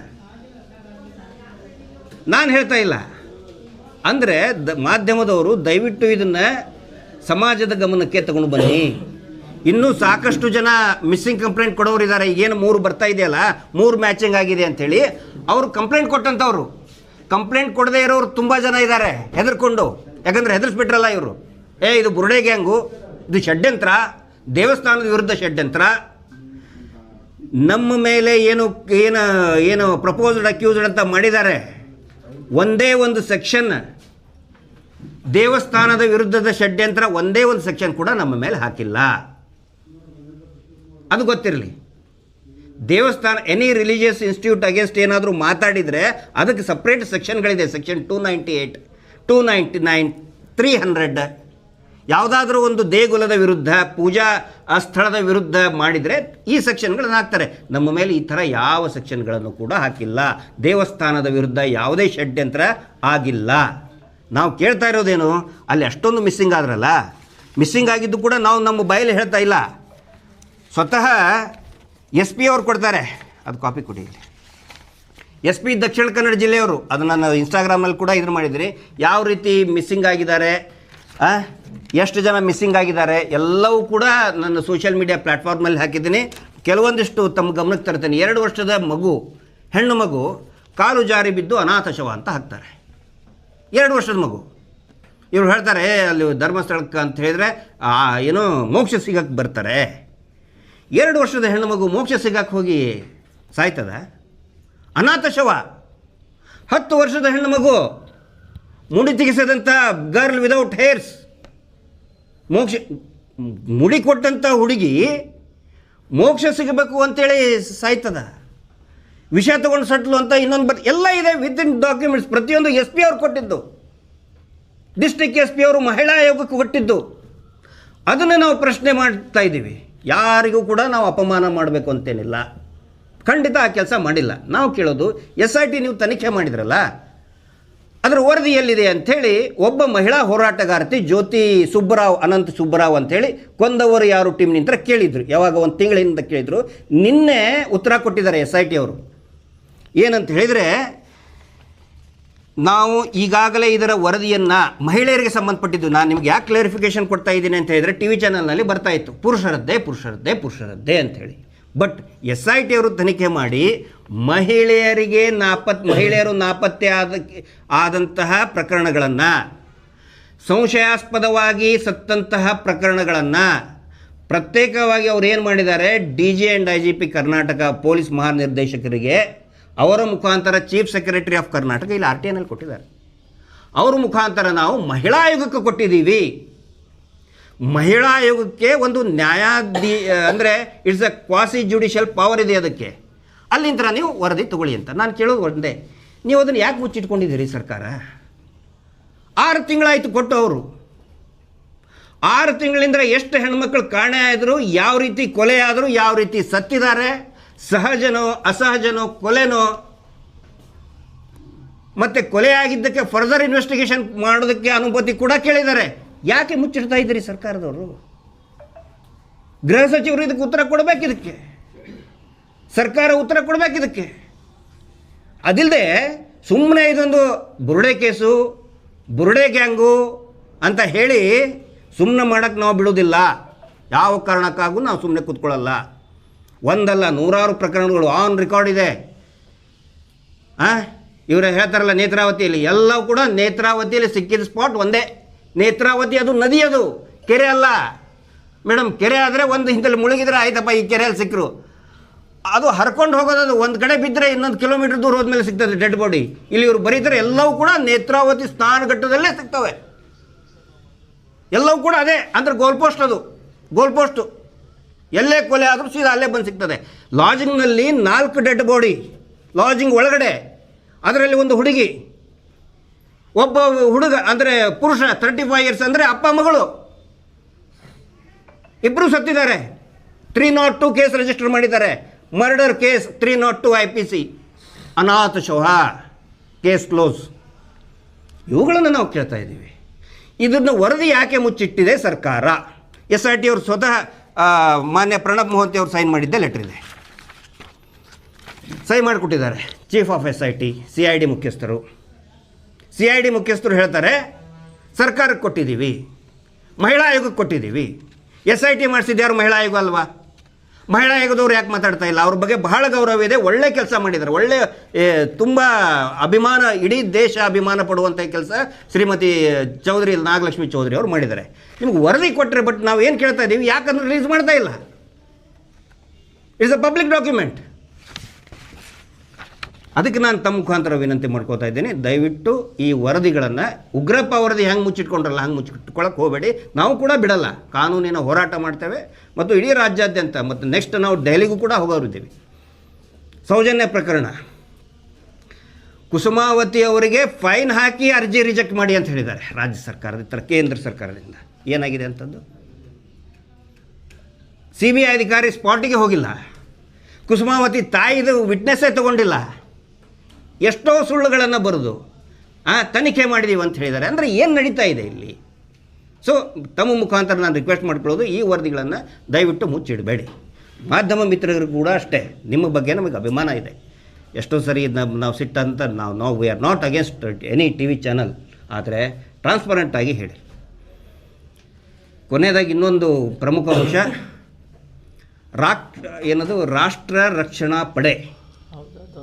ಹಾಂ, ನಮ್ಮದು ವಿರೋಧ ಇದೆ. ಇಡೀ ರಾಜ್ಯಾದ್ಯಂತ ಎಷ್ಟು ಹಾವಳಿ ಮಾಡಿಬಿಟ್ಟಿದ್ದಾರೆ ಅಂತ ಹೇಳಿದರೆ, ಗುಲ್ಬರ್ಗಾ ಜಿಲ್ಲೆ ಬ್ರಹ್ಮಪುರ ಪೊಲೀಸ್ ಠಾಣೆಯಲ್ಲಿ ಒಬ್ಬರು ಮಹಿಳೆ ದೂರನ್ನು ದಾಖಲೆ ಮಾಡಿ ಪಾಪ ಸ್ಟೇಷನ್ನಿಂದ ಹೊರಗಡೆ ಬಂದು ನನಗೆ ನ್ಯಾಯ ಸಿಗ್ತಿಲ್ಲ ಸರ್ ಅಂತ ಪಾಪ ಅವಲತ್ಕೊಳ್ತಾ ಇದ್ದಾರೆ. ಆ ರಾಷ್ಟ್ರ ರಕ್ಷಣಾ ಪಡೆ ಅಂದರೆ ಏನದು? ಪುನೀತ್ ಕೆರೆಹಳ್ಳಿ ಇದು ಆ ಮಹಿಳೆ ಹೇಳಿದ್ದು, ನಾನು ಹೇಳೋದಲ್ಲ. ಪುನೀತ್ ಕೆರೆಹಳ್ಳಿ ಅವ್ರದ್ದು ಸರ್, ಜಿಲ್ಲಾಧ್ಯಕ್ಷ ಅಮರಾವತಿ ಅಂತ ಸರ್, ಮಡಿವಾಳಪ್ಪ ಅಮರಾವತಿ ಅಂತ ಸರ್, ನನ್ನ ಕರೆದು ಲೈಂಗಿಕ ಕಿರುಕುಳ ಕೊಟ್ಟು ಫೋಟೋ ತೆಗೆಸ್ಕೊಂಡು ಬ್ಲ್ಯಾಕ್ ಮೇಲ್ ಮಾಡಿ ದುಡ್ಡು ವಸೂಲಿ ಮಾಡ್ತಾ ಇದ್ದಾರೆ ಸರ್. ಆ ಮಹಿಳೆ ಹೇಳಿದ್ದು. ಯಾವುದಿದು ರಾಷ್ಟ್ರ ರಕ್ಷಣಾ ಪಡೆ? ಅವರ ಜೊತೆಗೆ ಚಕ್ರವರ್ತಿ ಸೂಲಿಬೇಲೆ ಅವ್ರ ಗುರು, ಅವರ ಇನ್ನೊಬ್ಬ ಶಿಷ್ಯ ಯಾರು, ಗಿಳಿಯಾರ್ ಅಂತ, ವಸಂತ ಗಿಳಿಯಾರ್.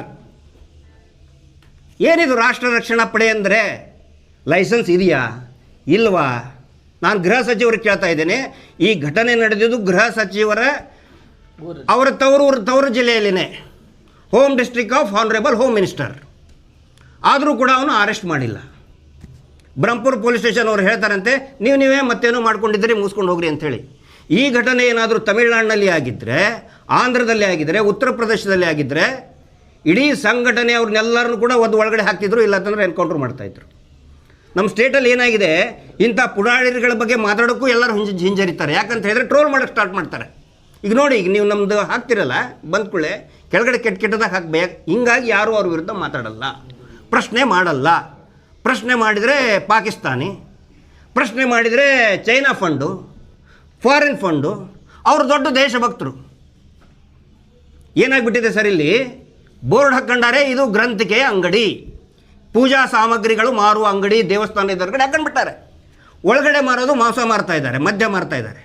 ಕೇಳಿಬಿಟ್ರೆ ಬೈತಾರೆ, ಗ್ರಂಥಿಕೆ ಅಂಗಡಿ ನಮ್ಮದು, ರಾಷ್ಟ್ರ ರಕ್ಷಣಾ ಪಡೆ, ಧರ್ಮ ರಕ್ಷಣೆ, ಬೋರ್ಡ್ ಹಾಕಿದ್ದು ಧರ್ಮ ರಕ್ಷಣೆ, ರಾಷ್ಟ್ರ ರಕ್ಷಣಾ ಪಡೆ. ಒಳಗಡೆ ಮಾಡೋದು ಹುಡುಗಿಯರನ್ನ ಬ್ಲ್ಯಾಕ್ ಮೇಲ್ ಮಾಡೋದು. ಪಾಪ ಅವಳು ಹೇಳ್ತಾಳೆ, ಬಾತ್ರೂಮಲ್ಲಿ ಹೋಗಿರೋದು ವಿಡಿಯೋ ಎಲ್ಲ ಮಾಡಿಕೊಂಡು ಬ್ಲ್ಯಾಕ್ ಮೇಲ್ ಮಾಡ್ತಾ ಇದ್ದಾನೆ ಅವನು, ಪುನೀತ್ ಕೆರೆಹಳ್ಳಿ ಮತ್ತು ಅವನು ಜಿಲ್ಲಾಧ್ಯಕ್ಷರು.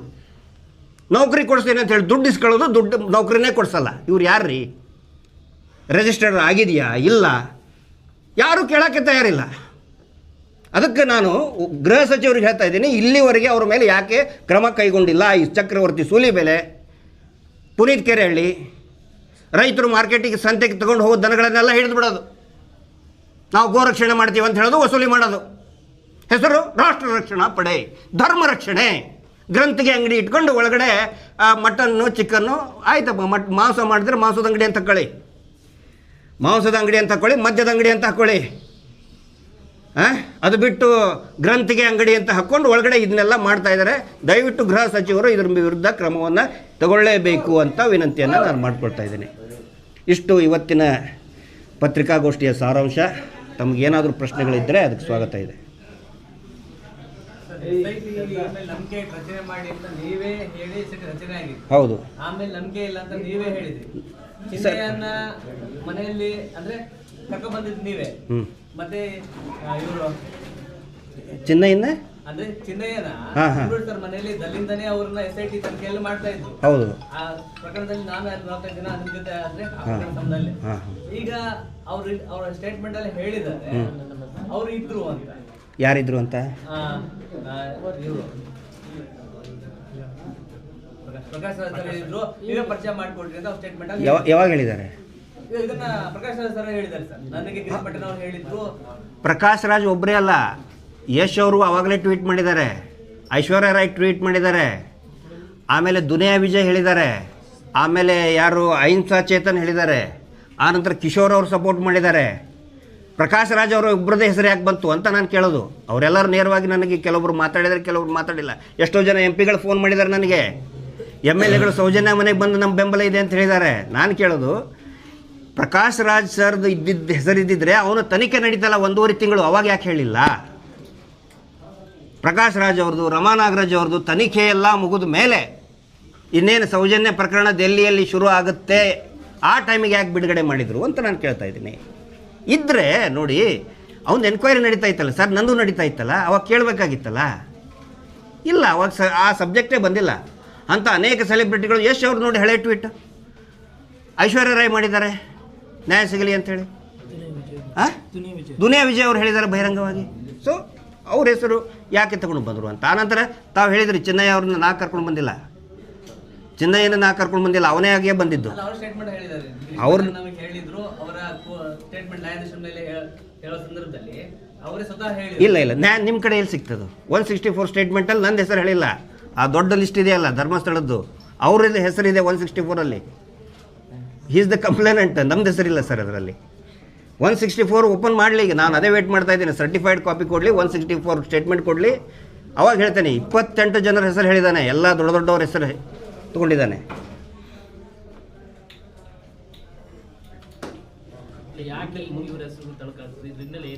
ಹೇಳಿದ್ರಲ್ಲ, ಇಲ್ಲಿ ದಾವಣಗೆರೆಯಲ್ಲಿ SKDRDP ಅಗೇನ್ಸ್ಟ್ ಕಂಪ್ಲೇಂಟ್ ಕೊಟ್ಟರು. ಇವತ್ತಿಗೂ ಕೂಡ ಅದು FIR ಜಾರಿಯಲ್ಲಿದೆ, ತನಿಖೆ ಇದೆ. ಏನಂದರೆ ಏನಾದರೂ ಮಾಡಿ ಹಿಂಗೆ ಹೇಳಿಬಿಟ್ರೆ ಏನಾಗುತ್ತೆ ಸರ್, ಮಿಡ್ಲ್ ಕ್ಲಾಸು ಮತ್ತು ಗೌರವಸ್ಥರು, ಅಣ್ಣ ತಮ್ಮ, ಅವರು ಬೀಗರು ನೆಂಟರು ಬಯಕ್ಕೆ ಸ್ಟಾರ್ಟ್ ಮಾಡ್ತಾರೆ. TV ಬರ್ತಾ ಇದೆ ನಿಂದು, ಯಾಕೆ ಬೇಕು ನಿನಗೆಲ್ಲ? ನನಗೂ ಹೇಳಿದ್ದಾರೆ, ನಮ್ಮ ರಿಲೇಟಿವ್ಸ್ ಹೇಳಿದ್ದಾರೆ, ಗಿರೀಶ್ ಅದಕ್ಕೆ ಬೇಕು ನಿನಗೆ ಇಂಥವೆಲ್ಲ, TV ಬರ್ತಾ ಇದ್ದು ನೋಡಿ, ನೀ ಬುರುಡೆ ಗ್ಯಾಂಗ್ ಅಂತ ಇದ್ದಾರೆ ನಿನಗಂತೇಳಿ. ಅಷ್ಟು ಬುರುಡೆ ಸಿಕ್ವಲ್ಲ ಸರ್. ಈಗ ಮತ್ತೆ ನಮ್ಮಿಂತ್ರ ಅದು ಅಷ್ಟು ಬುರುಡೆ ಪಾಪ ಅವ್ರಿಗೆ ಅವ್ರ ರಿಲೇಟಿವ್ ಸಿಕ್ತಲ್ಲ, ನಮ್ಗೆ ಬಹುಮಾನ ಕೊಡ್ಬೇಕು ಈಗ ಆ್ಯಕ್ಚುಲಿ. ಅಷ್ಟು ಇದನ್ನು ಸಿಕ್ಕುವ ಅವರಿಗೆ, ಈಗ ಅವ್ರಿಗೆ ಅಂತ್ಯ ಸಂಸ್ಕಾರ ಮಾಡೋಕ್ಕೆ ಅನುಕೂಲ ಆಯ್ತು ಈಗ. ಸೊ ಆ ಒಂದು ಸ್ಟ್ರಾಟಜಿ ರಾಷ್ಟ್ರಕವಿ ಕುವೆಂಪು ಅವರಿಗೆ ಬಿಟ್ಟಿಲ್ಲ. 1936 ರಾಷ್ಟ್ರಕವಿ ಕುವೆಂಪು ಅವ್ರ ಮೇಲೇ ಕೇಸ್ ಹಾಕಿದ್ದಾರೆ. ಆ ಕಾನೂರು ಸುಬ್ಬಮ್ಮ ಹೆಗ್ಗಡತಿಯಲ್ಲಿ ಧರ್ಮಸ್ಥಳ ಹಂತಲ್ಲಿ ದೌರ್ಜನ್ಯ ಆಗ್ತಾ ಇದೆ ಅಂದಿದ್ದಕ್ಕೆ ಕುವೆಂಪು ಅವ್ರ ಮೇಲೇ ಕೇಸ್ ಹಾಕಿದ್ದಾರೆ. ಇನ್ನು ನಾವು ಯಾವ ಲೆಕ್ಕ ಸರ್? ಬಿಡಬೇಕು ಸರ್. ನಾನು ಅದನ್ನೇ ಕೇಳ್ತಾ ಇದ್ದೆ, ದಯವಿಟ್ಟು ತಾವು ಕೂಡ ಕೇಳಿ ಅವರಿಗೆ. ಖಂಡಿತ ಒತ್ತಡ ಇದೆ, ಯಾಕಂತ ಹೇಳಿದರೆ 22 ವರ್ಷದ ಹುಡುಗ ಸಾಯ್ತಾನೆ ಅಂತ ಹೇಳಿದ್ರೆ definitely it is a matter of related to organ trafficking. ಮಾಡಲಿ ತನಿಖೆ. ಯಾಕಂತ ಹೇಳಿದರೆ ಈ RTI ಕೊಟ್ಟಿದ್ದಾರೆ ಸೆಕ್ಷನ್ 84ನಲ್ಲಿ ನಮ್ಗೆ ಕೊಡೋಕ್ಕಾಗೋದಿಲ್ಲ. ಸೆಕ್ಷನ್ 84ನಲ್ಲಿ ಅಂತ ಹೇಳಿದರೆ ತನಿಖೆ ನಡೆಯಬೇಕಾದ್ರೆ ಇನ್ನೂ ತನಿಖೆ ನಡೀತಾ ಇದೆ. ಆನಂತರ ಥರ್ಡ್ ಪಾರ್ಟಿ ಡಿಸ್ಕ್ಲೋಜರ್ ಮಾಡಬಾರ್ದು. ಥರ್ಡ್ ಪಾರ್ಟಿ ಅಂದರೆ ಯಾರು? ಸೊ ಅವೆಲ್ಲ ಇದೆ. So let us wait. CM ಅವ್ರಿಗೆ ನಾನು ಮನವಿ ಮಾಡ್ತಾ ಇದ್ದೀನಿ. ಒಂದನೇದ್ದು, ಸೌಜನ್ಯ ಪ್ರಕರಣದಲ್ಲಿ ಮೊನ್ನೆ ಮಾನ್ಯ ಸುಪ್ರೀಂ ಕೋರ್ಟ್ ಹೇಳಿದೆ SITಯನ್ನು ರಚನೆ ಮಾಡಿ. ಲಿಖಿತ ಆದೇಶ ಬರೋದಕ್ಕೆ ಮುಂದಿನ ವಾರ ಬರ್ತದೆ. ಹೋಮ್ ಮಿನಿಸ್ಟರ್ ಇರ್ಬೋದು, ಮಾನ್ಯ CM ಅವರು ಇರ್ಬೋದು, ದಯವಿಟ್ಟು ಒಂದು SITಯನ್ನು ರಚನೆ ಮಾಡಿ, ಸೌಜನ್ಯಳಿಗೆ ನ್ಯಾಯ ಸಿಗಬೇಕು. ಎರಡನೇದಾಗಿ ಈ ವರದಿಗಳ ಏನು ಕೊಟ್ಟಿದ್ದಾರಲ್ಲ ಅವುಗಳನ್ನು ಬಹಿರಂಗ ಮಾಡಿ. ನಮಗೆ ಗೊತ್ತಿರೋ ಮಾಹಿತಿ ಪ್ರಕಾರ SIT ಫರ್ದರ್ ಇನ್ವೆಸ್ಟಿಗೇಷನ್ ಕೇಳಿದೆ. It is not the end. Banglegudde it is a place of anti social activities. ದಯವಿಟ್ಟು ಇದನ್ನು ಬರೆದಿಟ್ಕೊಳ್ಳಿ, ನೋಟ್ ಮಾಡ್ಕೊಳ್ಳಿ.